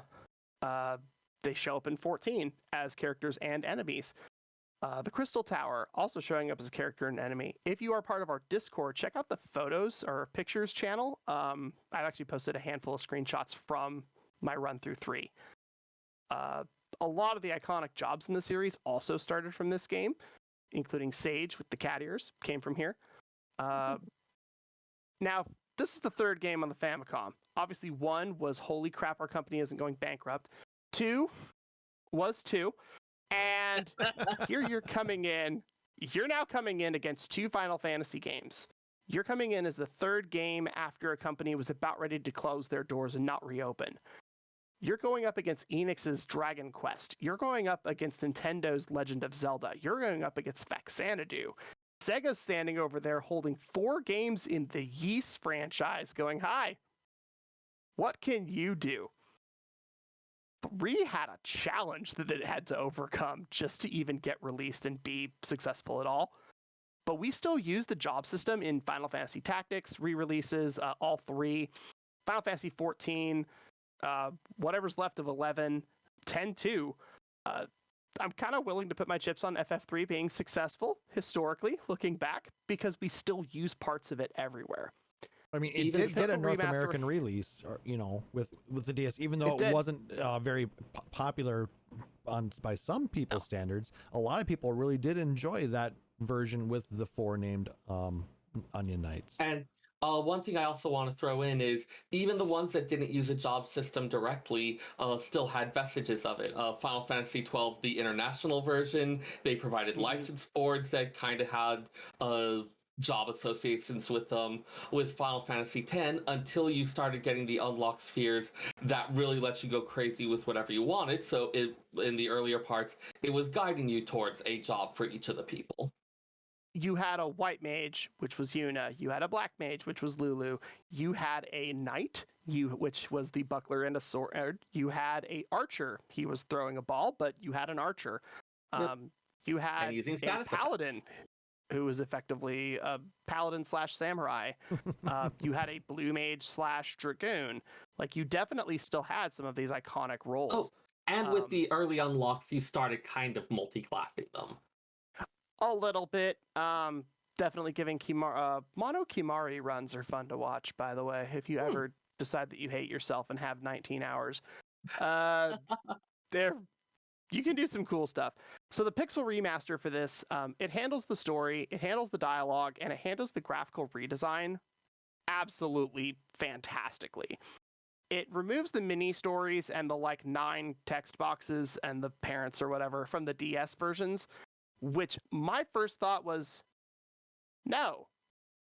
I'm kind of iffy on them. I didn't really care either way, but it's I felt like it was an upgrade to give them names. I felt like it was a benefit and a boon to the story and to our players to have someone to attach to.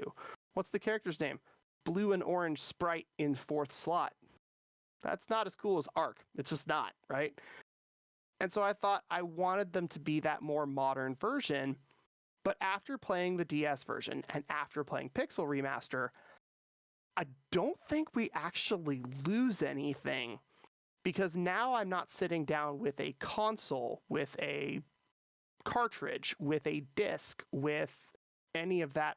I'm playing an old remastered 1990 game on my phone. I don't necessarily need to have the deepest story and the most named characters ever. I kind of just want to poke and watch spells go off. So, as weirdly non-canon as giggity, as weirdly non-canon as Dissidia franchises are, the arcade, the 2 consoles, and then Defu as well, choosing to include the Onion Knight for Final Fantasy III actually makes a lot more sense than including someone like Luneth. Because if you didn't play that specific remake, you wouldn't necessarily understand who Luneth was. It's the same issue that we have with including the Warrior of Light in the first Dissidia game, with the original Amano armor with the big horns and the blue armor. That was really cool the first time, and then it shows up in World of Final Fantasy as a Lilikin. And you're like, okay, this is cool because I know Dissidia. If you're playing World of Final Fantasy and your only instance of Final Fantasy I was, say, the 20th anniversary PSP game, and somebody goes, I'm the Warrior of Light, and you're like, excuse me, the Warrior of Light wears red armor and has brown hair. Who are you? So making it Luneth would also create that same kind of dichotomy of understanding where characters are coming from and where they're supposed to be. Though, to be fair, in Defu, they did actually give him a, you can actually have the red and brown-haired version of the red and brown, yeah, which was a good upgrade. I'm glad they did that. Yes. So you have to pay for it. Overall thoughts. One other thing I wanted to throw in there is on Onion Knights, I am told, and you might be able to verify this, that Onion is kind of a sometimes uses a slang term for cheap. So Onion Knight is kind of it's like a cheap discount knight. Yeah.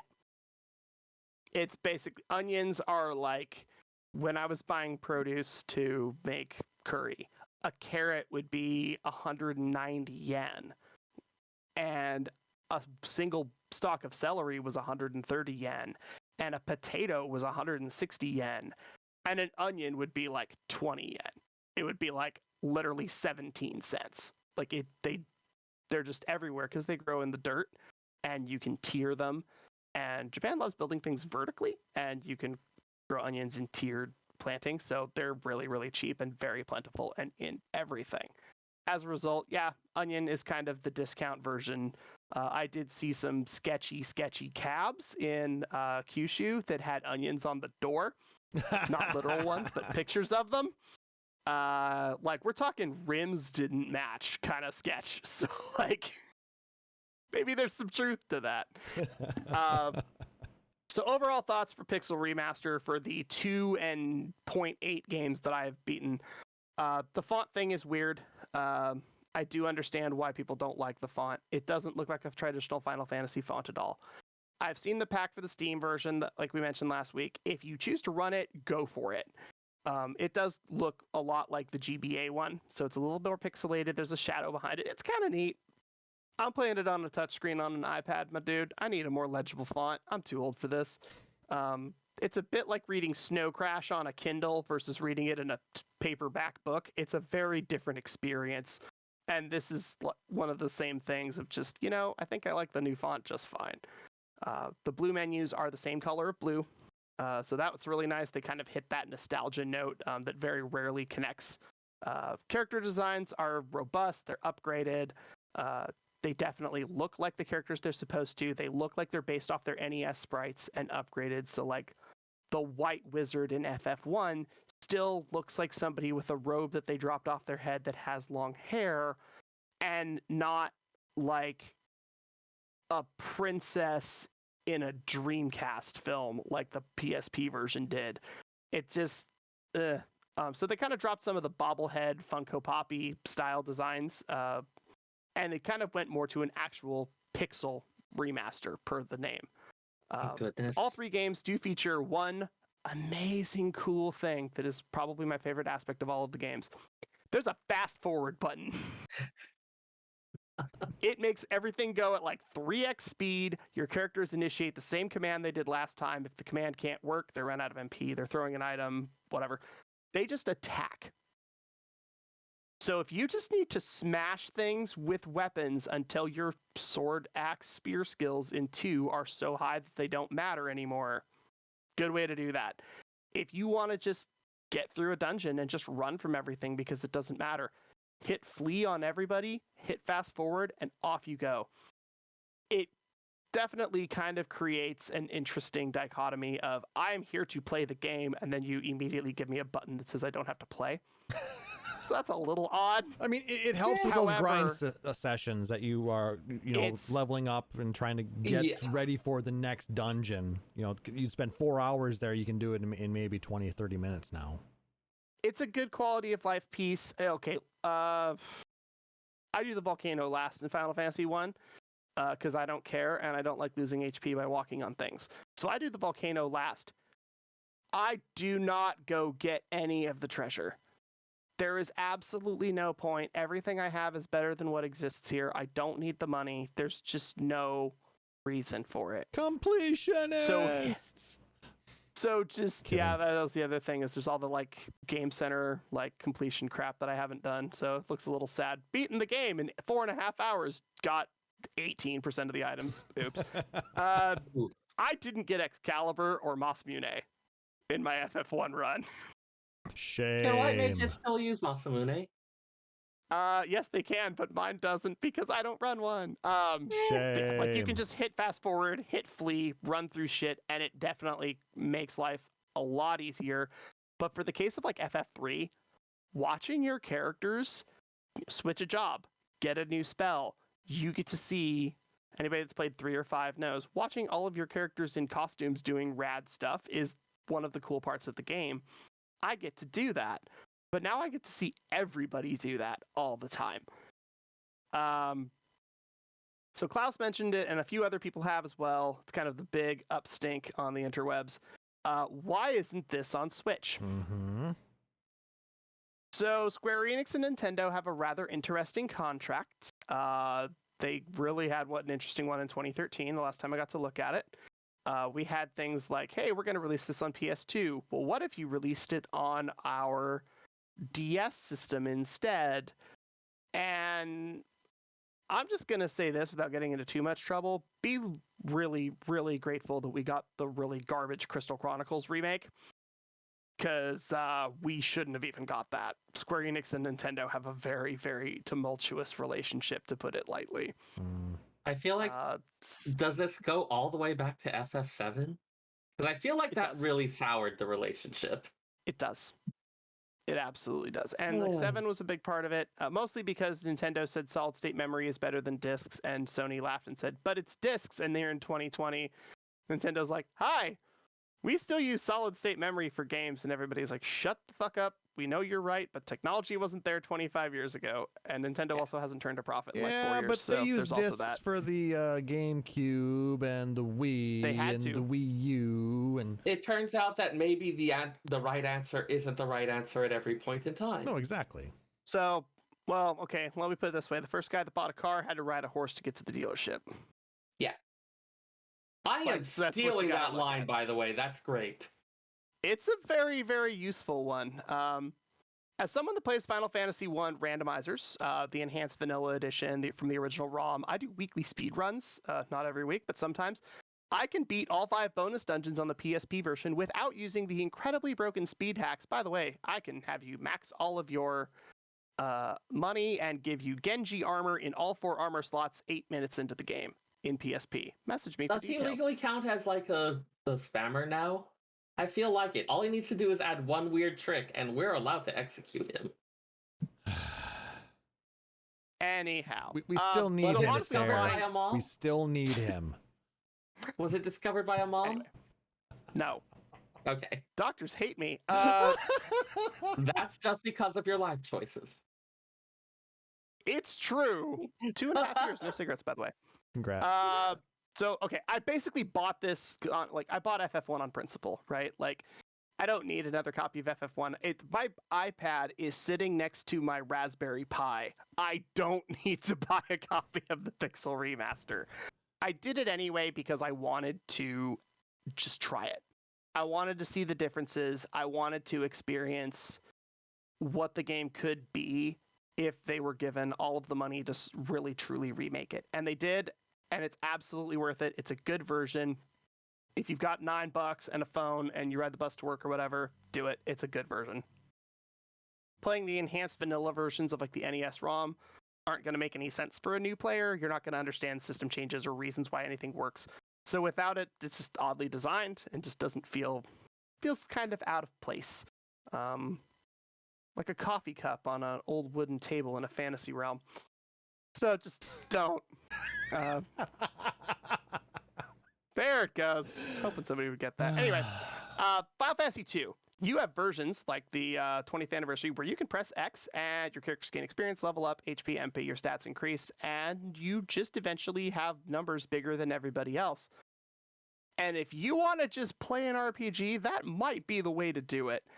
If you want to play Final Fantasy II, Pixel Remaster is going to be a better version of it than any of the classic versions. But if you want to just press X, get EXP, and be done, PSP 20th Anniversary is the better option. However, another analogy, because I love these. A few weeks ago, I watched a group of Formula Drift drivers do a series of drag races. The lowest time was somewhere in the 16-second range, which is kind of an absolute joke against any kind of actual drag car. Mm-hmm. Putting the wrong tool into a challenge doesn't make the challenge easier. It doesn't make the challenge better. It just changes the experience of the person that is performing it. If you want to have a different battle and leveling system, you can do that, but you're going to experience the story differently than people that have that different system in order to get there. If you're okay with having a different system, then it doesn't matter. Have fun on eBay. If you can find a copy, go for it. Otherwise, message me for Raspberry Pi details. Feeding Sound Radio does not support the use of ROMs. Right. I have physical copies of most of it, but just like a lot of shit, like I just can't. I know. There's some stuff I can't get, but for the most part, I delete the ROMs. I actually don't have any ROMs right now. There's a reason I am very carefully not commenting. No, I'm aware. I would actually, honestly, just prefer to buy the Pixel Remaster version, despite some of the flaws it has in the difficulty for FF2, just because it's $11 and it's on your phone and you're done, and you don't have to do anything freaking bizarre to make it happen, or find a battery for a PSP that hasn't exploded. Oof. Sort of. We're ostensibly FF3, adults. you're- We have lives. That too. True. Ain't nobody got time for that. If you're on the fence for FF3, if you're kind of new to Final Fantasy and you want a cool jumping off point and you don't want to go all the way back to FF1 and figure out all the weird, broken, dumb shit that you can do in it, FF3 is a super good spot to start. It gives you a good idea of how the job system works. It plays like a classic end generation game without being as dense as 4 or 6, without being as math crunchy reverse logic as 5, without being as mind numbing and ibuprofen inducing as 2. 3 is kind of your better option of all 3. I love the hell out of the experience. And when I'm done beating FF2 in a couple of days or whenever I get around to it, I'm probably going to play 3 again just because the experience of playing it was actually just straight up fun. And if you're not having fun, then why are you playing the game? I will play FF1 again as well, but when you can beat the game in 4.5 hours, the challenge doesn't exactly come in beating the game. It comes in beating the game with 4 white mages. So look forward to that. Yep. I also have some stuff from Remix Sakura, friend of the show, that told me how to stream from an iPad. Ooh. So yeah, that might be a thing that I try to figure out at some point, because that could be a lot of fun. Discord or something like that. Exactly, that could be a lot of fun to see if we could actually run through 3. But yeah, I have played all 3. I love the hell out of all 3, even 2, despite its flaws. FF4 comes out, I think it's next week. Hasn't been officially announced yet when it's supposed to be coming out, but the leaks are to be believed, then it's very soon. It's pretty soon. And then 5 and 6 are coming by the end of the year. 6 is going to be big. Yeah. It is a big ass game. Klauss, I know you beat 6 a couple years ago. Yep. And 6 is not small. 6 is a very big game. It changes how we look at games. It has the first spoken line of dialogue in Final Fantasy. It tells a story in a different way. It has sub-stories where we meet, it's a character-driven story where the actual overall plot is separate from the individual plots of brothers flipping a coin or having a moral quandary about being a general for someone that you now know is evil. 6 is going to be huge. 6 is also an opera sequence. Yeah, also an opera sequence and a runaway sequence and an airship with a playboy, and we blow up the world halfway through, and there's a clown. And an octopus. We didn't blow up the world. The clown blew up the world. Start the fire. Now we're all demonetized. I am also interested to see what they do with Cayenne, because in the Japanese Super Famicom, his name is Cayenne, named after the pepper. He's very calm, and then also hits you like a fucking train because he is supposed to be a samurai, complete with top knot and chest armor and the whole bit, except he's wearing blue armor because blue is the color that has the most options in 8 and 16-bit animation, and thus he was changed to cyan here in the US. So with a name evocative of the color red, and I think it's in C# is his theme. That's like this crazy, dense, like fiery flamenco style music. And then his name is blue and his armor is blue. And he's a knight. So I'm like, all right, I really, really hope that they actually like make Cayenne into a like legit samurai and change his dialogue so that he makes some sense. Thou. Mr. Thou. Also, for things like everybody has a different UI and special ability in 6, so it's going to be kind of interesting to see how Gao works. Like, because finding all of Gao's skills in Super Famicom and Super Nintendo was fucking horrendous because you didn't have enough characters. So it was just a bunch of like non-vowel letters slammed together with random capitalizations. You're supposed to figure out what it is, and you're like, dude, I just killed a werewolf. I have no idea what the spell is supposed to do. So hopefully we get some better indications of what some of his skills are. Ted Woolsey was doing his best under very difficult circumstances. The fact that we yes. get video games at all are kind of a miracle. Like Yeah. 25 years ago versus now, we have completely different entertainment expectations. But the fact that I bought FF3 on my phone and a few days later went, this is awful, and then went and bought an iPad and then just kept going. I want to tell my 8-year-old self, so you're going to play a video game on a phone and get bored. And then you're going to buy this other device that's never existed before and keep going. Also, you pretty fact much that we have never video use games that phone also for work. phone calls. Oh, yeah, I was going to say, I make a phone call every couple of months. It's great.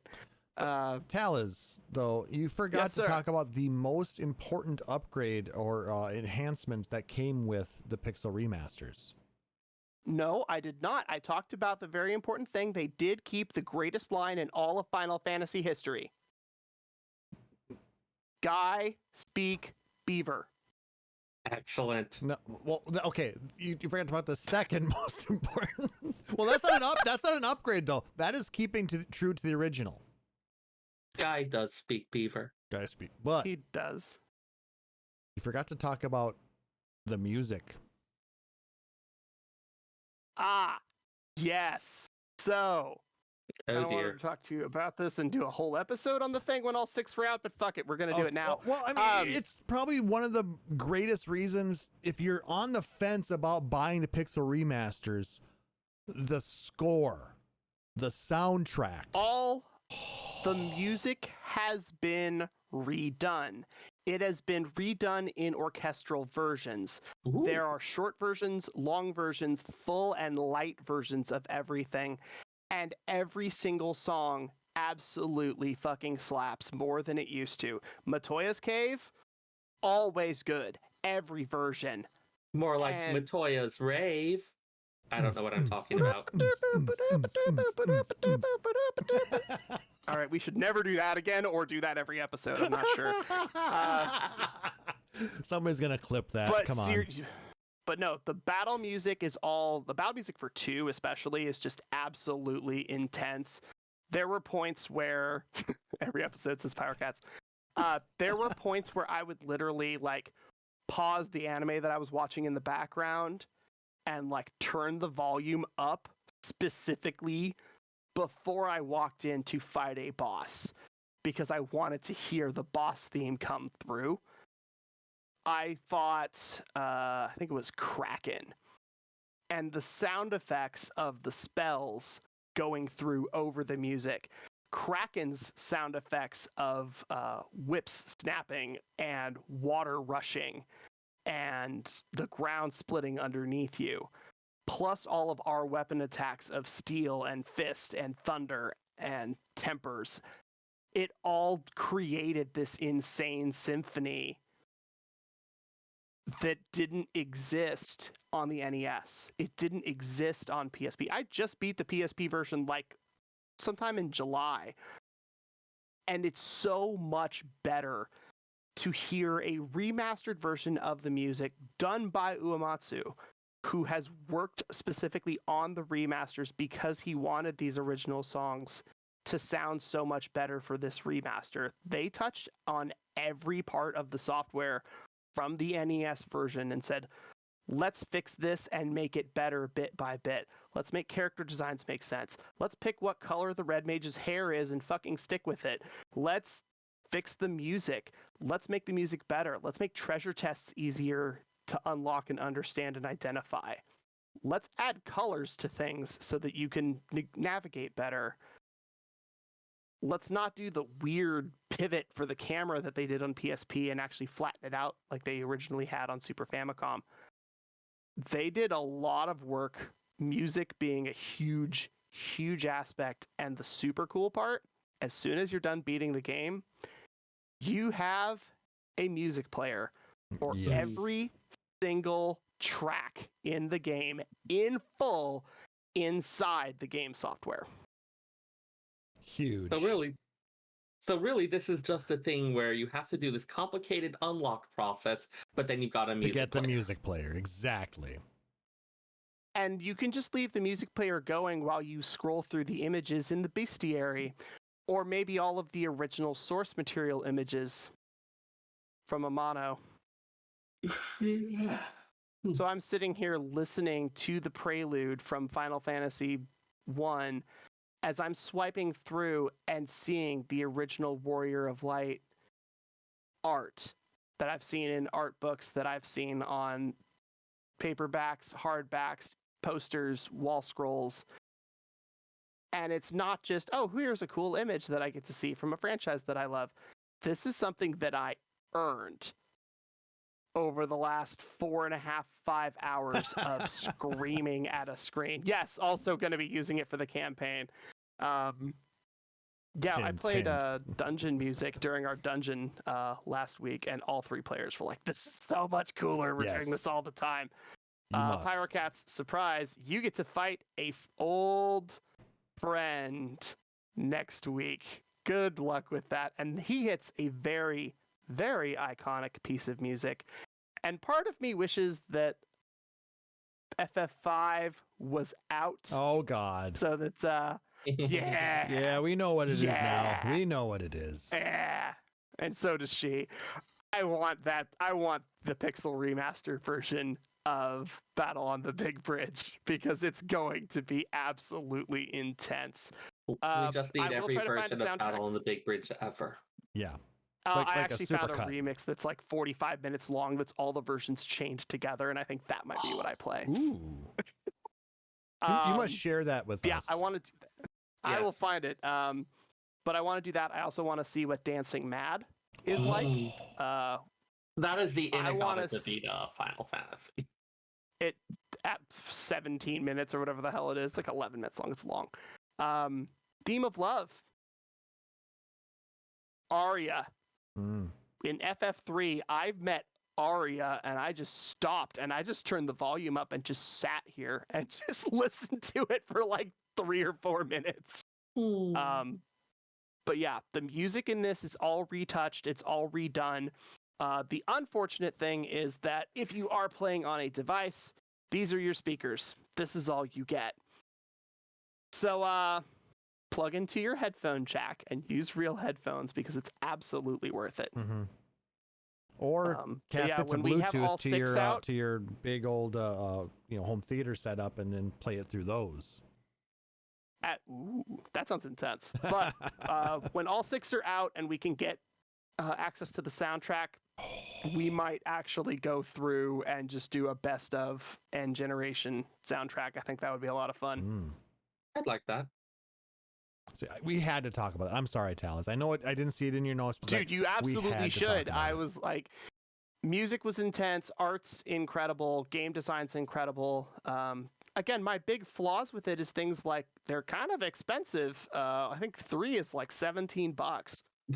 Yeah, it's about $35 to buy them all right now, I think. To buy them all. And like, is that expensive? Yes, let's be real. It's very expensive, especially when there's an NES copy of Final Fantasy sitting right there. Like, I don't... Yeah. But it's fun. And you want to have this new version. And I've bought Dawn of Souls, and I bought Origins, and I bought I bought a silver PSP with Dissidia the day it came out. I bought FF1 20th Anniversary Edition. I have FF1 on my Kindle Fire first generation. I had the old version on my iPhone. I actually have both FF1s on my phone, because the old iOS ones that were on there have been removed from the store and have been replaced with Pixel Remaster. I have pretty much every version of FF1 that exists. And I was still, no questions asked, buying a copy of it for Pixel Remaster, because I knew that it was going to be worth it, and I knew that every iteration of the game that I've played has added something that previous ones didn't, whether it was spells that work in Enhanced Vanilla, or 4 dungeons in GBA, or a 5th dungeon in PSP. Every version had something new that I got to experience. And by buying a Pixel Remaster, I got to experience the entire game that I already knew. And kind of like watching a movie a second, third, or 10th time, you see different stuff every time you watch it. And I see different stuff every time I play. And this gave me a new opportunity to do that. So yeah, I'm still going to hold out for the Switch, I think, but Honestly, it's frustrating. I would love to just be like, no, put everything on the Switch. It's touchscreen. It's Bluetooth. You can put it on a TV. There's a controller set up for it. It's all there. Why would you not release it there? Well, hopefully they're able to settle their differences and get the game put there. I mean, there have been other Final Fantasy and Square Enix properties on Nintendo hardware in the past, recent past even. I mean, older versions of Final Fantasy games have been available on the eStore. It is a complicated and messy thing. The simple version is, yes, you can get FF1 on the Wii eShop because FF1 was released on an NES. And yes, we did get access to the Crystal Chronicles remaster on Switch because the original Crystal Chronicles was on the GameCube. Like, yeah, you get access to the Final Fantasy 12 janky spin-off thing was on 3DS somehow. Revenant Wings. I have no idea how they pulled off Revenant Wings. That one I have no idea. The rest is like, oh, the old version was on a Nintendo console. That all makes sense. Revenant Wings, I'm like, I don't know. That one makes no sense. I got nothing, man. I bought it. I played it for about 20 minutes, and then I never got to play it again. But I beat it, and I will honestly tell you that there's that scene in the first Pirates of the Caribbean movie where the boat's sinking and he's on the mast and he just steps off onto the dock directly. That's you. That's what you did with Revenant Wings. Okay, game over. Thanks. Yeah, Revenant Wings was rough. Just kidding. But yeah, I mean, I'm definitely interested. I mean, if it ends up not happening, I mean, then I've always got, Steam. They are talking about other consoles if there's interest. So that's where I'm holding out hope yet, but we'll see. For sure. When in doubt, though, honestly, when I dual boot my laptop next week, I'm probably going to buy at least 3 on Steam just to have it because it's so worth it. Yeah. It's just I don't like buying multiple versions of the exact same thing if I don't have to. Totally true. I totally understand that. Unfortunately, I own so many copies of Chrono Trigger and so many copies of Final Fantasy 1 that I don't really have any legs to stand on. So, all right. I'm sort of just sitting here looking at a NES or at a Super Nintendo and a Super Famicom and a DS copy of Chrono Trigger. And I'm like, yeah, no idea. No idea what that's like. No idea. All right. Well, we should go ahead and put a pin on that. But that has actually inspired us to discuss, talking about the remakes, the re-releases in general as well. So that'll be a series that we'll talk about in the future. So look forward to that. We will be talking about 4, 5, and 6 when they're released and going from there as well. So, I mean, there's a lot of stuff that we can talk about in the future. Hey, Klauss? Correct. Why do we never say we'll put opinion in it? We'll put opinion in it now. Hey, look, traffic got better. It's only 13 hours and 14 minutes now. Sweet. But he makes a valid point, though, Taliz. He does. We'll put opinion in it. Stop clock twice a day. So we will now put opinion in it. How's that? There we go. Needs a little work. And this is your pun.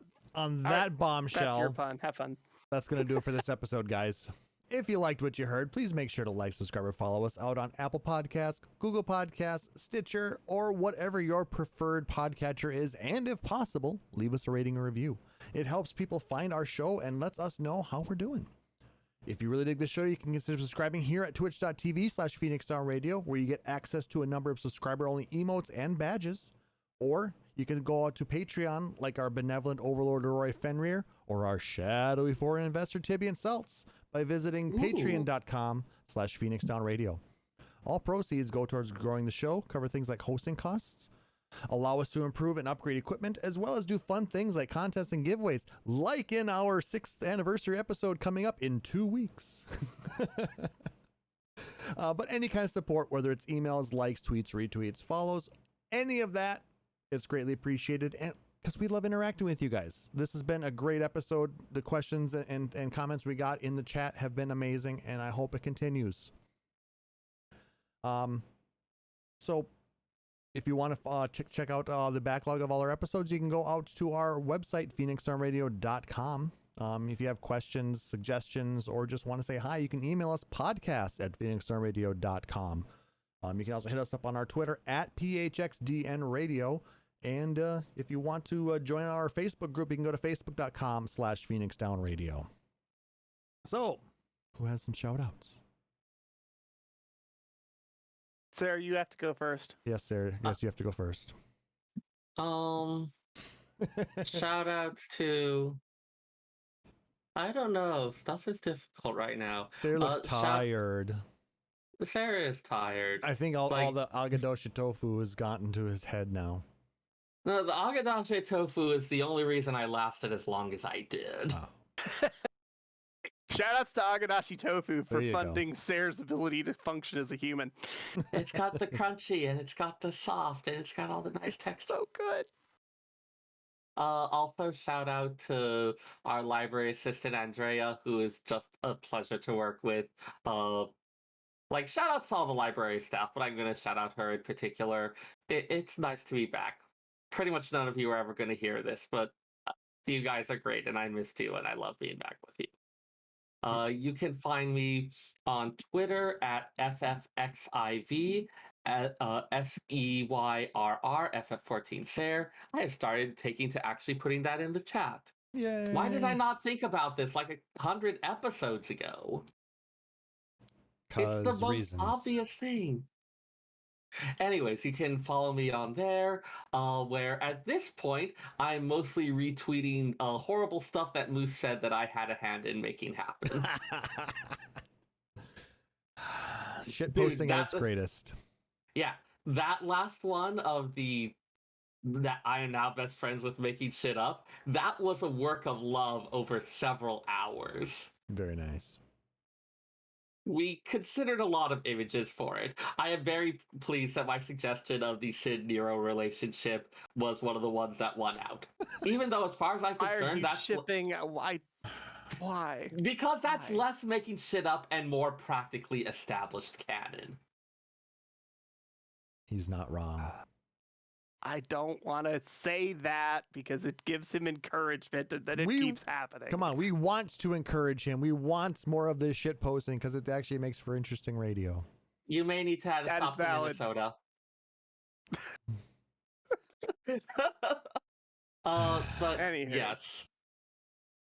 There's so much weird stuff to poke fun at. It's glorious. Follow me on Twitter, FF14 Seyrr, FFXIV, SEYRR. If you join our Discord server, which Klauss has been tossing into the chat repeatedly, I pay attention to that pretty much all the time. So give me a poke there. Definitely. I will talk with pretty much anyone about anything. Yes, Let me give you information. Provide me with information. Discord has been popping lately, and I'm loving it. So let's keep it going, guys. Yes. Yeah, I've even started having to jump into Discord more often because I get tagged in a lot of stuff. Anyway, so my name is Marvelous, and as we mentioned at the top of the show, I'm actually starting my master's program on the 30th of this month, and it is going to take roughly a year, and it is going to take a pretty significant amount of my time. As a result, I have an unfortunate thing to say where I'm actually stepping away from Final Fantasy XIV for the next year in order to focus on school. That being said, I haven't really played 14 since Shadowbringers, honestly. It just hasn't really been my jam. So while I still have a Warrior of Light tattoo, it's none, basically. But I am officially going to stop paying for it. It just saves him $15 a month. Yeah, just basically. But I still have the Warrior of Light tattoo, and I am still interested in what's going on in 14. So I will still be around. I'm still going to be a huge part of the podcast, but I'm not going to be in Eorzea anymore. So unfortunately for my Hyperion friends, I will see you next year, possibly. Possibly not. We shall see where that heads. Shout outs to my awesome friend Pyrocats, who has been instrumental in keeping the big sad away long enough for me to get anything done over the last couple of months. Shout outs to Seyrr for sending me a whole bunch of places to buy books, and enough places to buy books that I now need to buy a second bookshelf, you crazy, crazy bastard, you. Yes! Hold it off! Anyway, shout outs to the two guys that will be starting a Gamers Heaven here in Snohomish County. I hope the best for them. I hope that opening goes super, super well. Looking forward to a community center and store that is dedicated to anime, Japanese merchandise, Japanese groceries, and a whole bunch of other awesome stuff. Looking forward to seeing that happen. You can find me doing a lot of shit posting and terrible hot takes over on Instagram at Marvelous Tofu, and roughly doing the same thing over at TikTok while restitching random mechanic girls because I am an awful, awful human being. Find me there at Marvelous Tofu as well. I talk about food, Final Fantasy, cars, and other random shit, and I will see you on the interwebs. Thank you, sir. And of course, I have to shout out these two knuckleheads for joining me again this week. Taliz, thank you so much for all the work you put in on this episode. I really do appreciate that. Great job on discussing the Pixel Remasters. I really did help a lot. So thank you. Seyrr, thank you for just being sane and helping us to keep this thing running straight. Alice, were we listening to the same me? Well, overall, tonight might be different, but moving up, you're generally the sane one.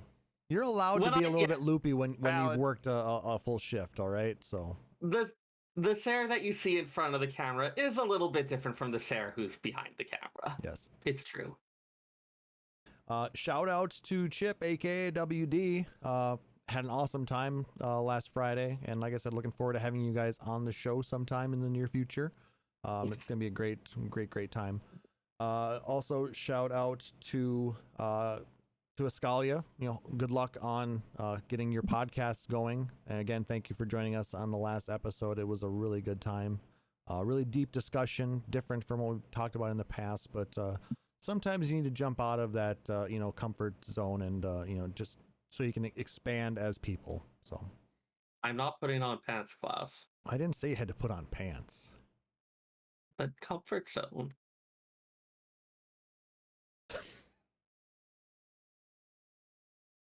Is it 13 hours and 12 minutes yet to get there? No. God. Well, you better be there get, at like you better get going now. 10 a.m. Let's do it. You can find me out on Twitter at PHXDN_KLAUSS. I have been posting a little bit more, trying to support the community and do some fun things like that. So check us out there. So yeah.